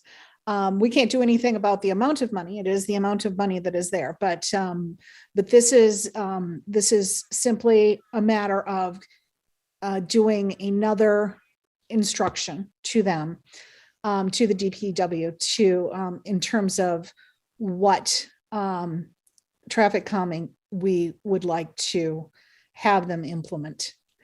And John, did I explain it sufficiently? Yes, you did. Okay. So what I propose, since we did obviously with slightly different membership, discuss this this relatively extensively several months ago, I would like to propose that we transfer this money to DPW to implement a speed table at the at or near the Central Trail crossing on Chamberlain Street.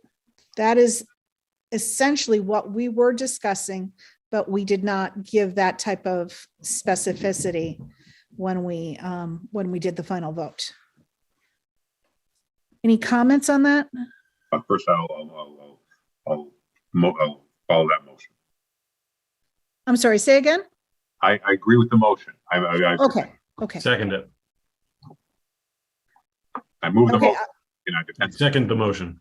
I Oh, Mary, did Mary make the motion? I don't know if I did. I was suggesting what motion we would make. But sounds like you agree with that in concept at least. Fran, Ron did is you have making your that motion. hand up? Did you? Yeah, I did. I remember having the discussion on the table. I also recall with that discussion, some potential concern or, some concern, I think, voiced by a couple of the abutters that with the table, and I know there's a cost associated with the table, so I'm not sure if that the amount that we're transferring is going to cover the cost of the table. Because I remember a fairly significant number for that cost. But the concern was more around as landscape trucks went over the table, it created, some undue noise as the tractors or whatnot would bounce around a little bit on that. I'm assuming, is it still a concern, or we just acknowledge it and that's just kind of a quote unquote cost of doing business? So that's my first point. My second is, as a traffic calming measure, and I know I don't think it got a lot of traction, but I do think having a stop sign at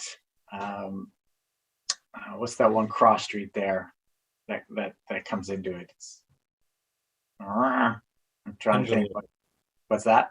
Angelo, right? Having a stop sign in Angelo, I do think acts as a traffic calming measure in and of itself. Right? Some people poo-pooed it a little bit, but stop sign is a stop sign, and you do have to stop.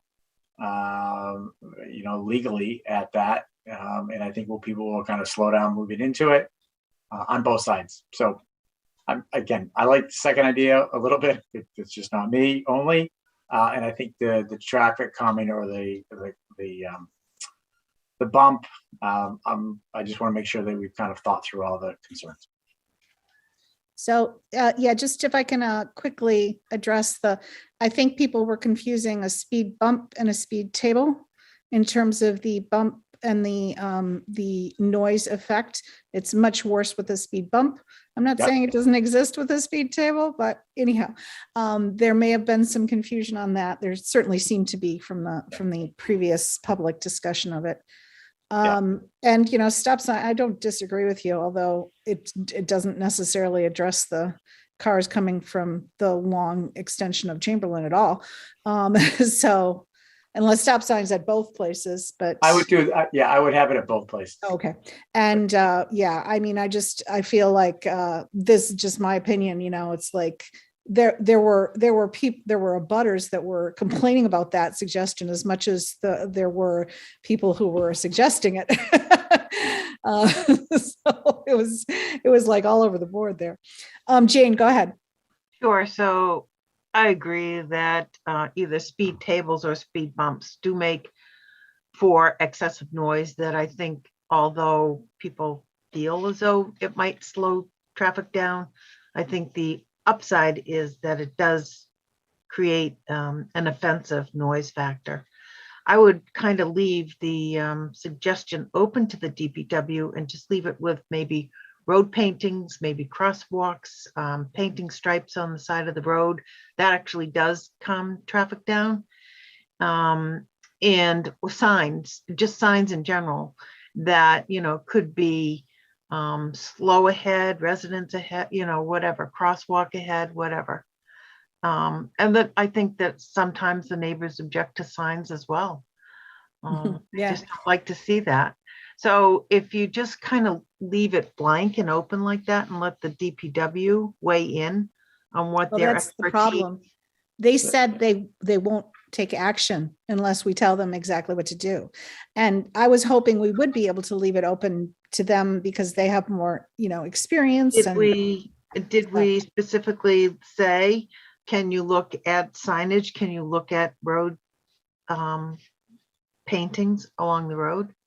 Or did we just not say anything? Because we didn't ask them for information. We just wanted to give them money to do it.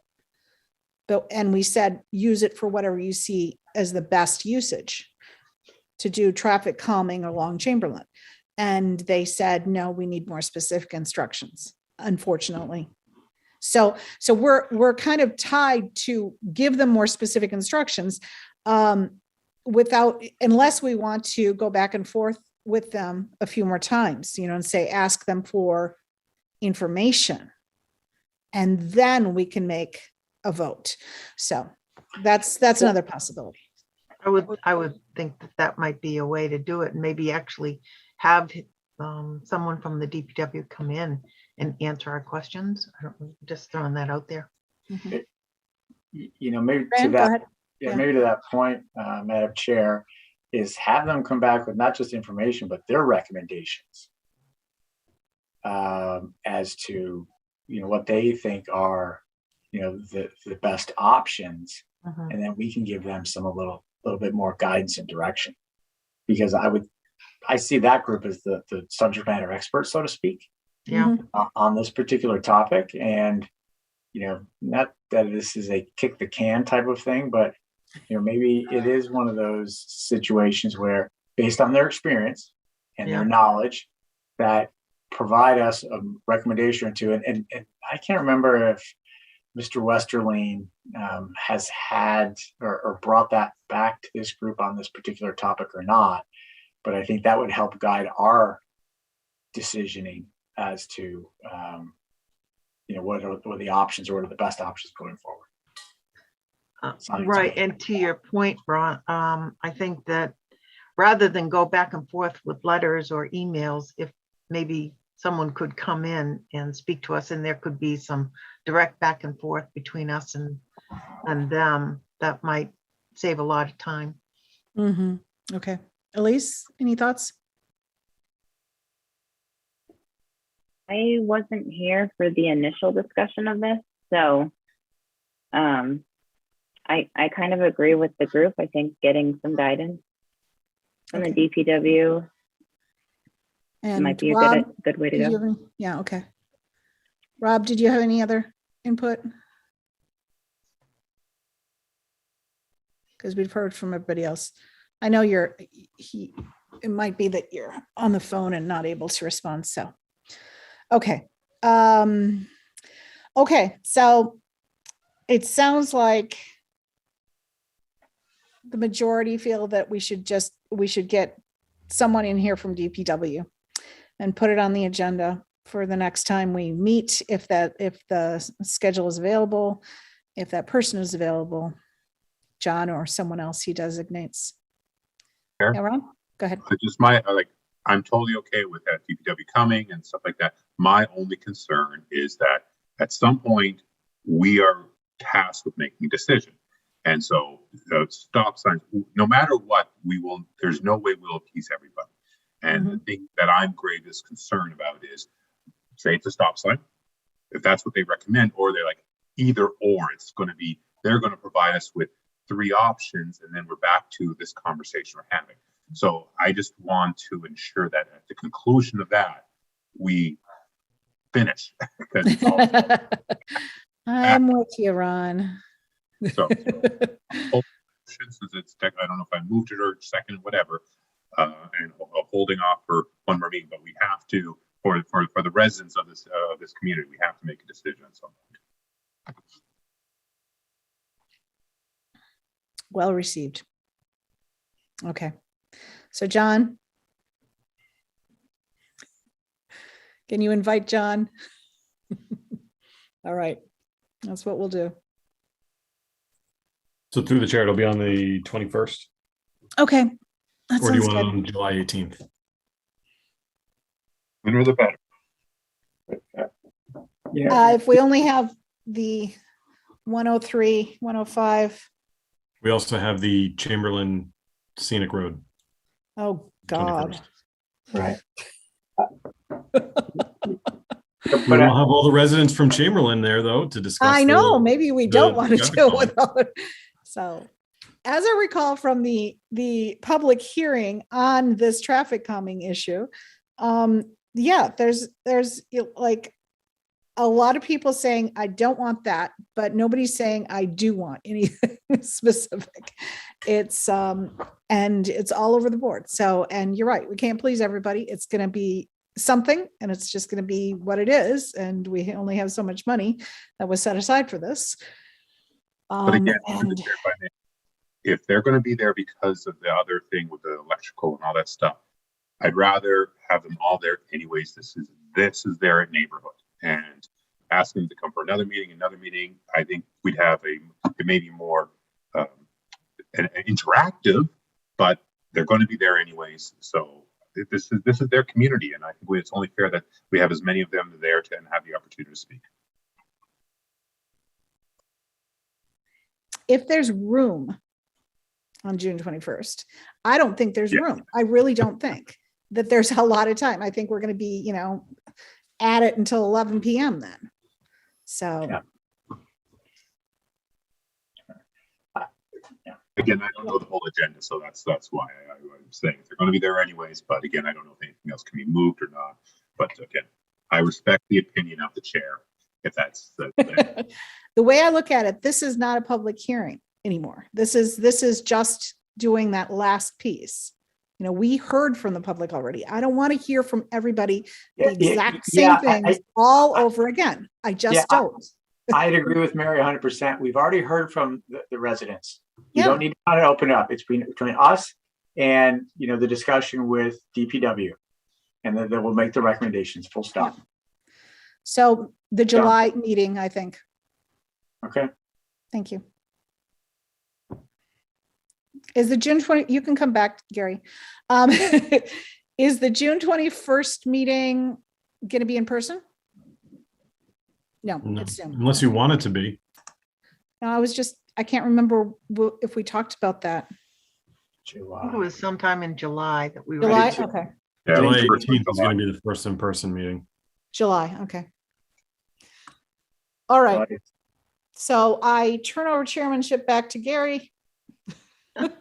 Well done, Mary. Good job, Mary. Or not. Just, and I last thing on our agenda is to adjourn. So I will entertain a motion to adjourn. So moved. Second. Okay. Assuming no further discussion, Mary, how do you vote? Mary Larson Marlowe, yes. Rob? Rob Benson, yes. Fran? Fran DeYoung, yes. Jane? Jane Marin, yes. Ron? Ron Preper, yes. Elise? Elise Mihайлowski, yes. And Gary Trendle is a yes. Thank you all. Nice to see you. And we'll see you See you Friday. on Friday. Friday. Yes. Be there. That came up fast. Bye, everybody. Bye, all. Good night.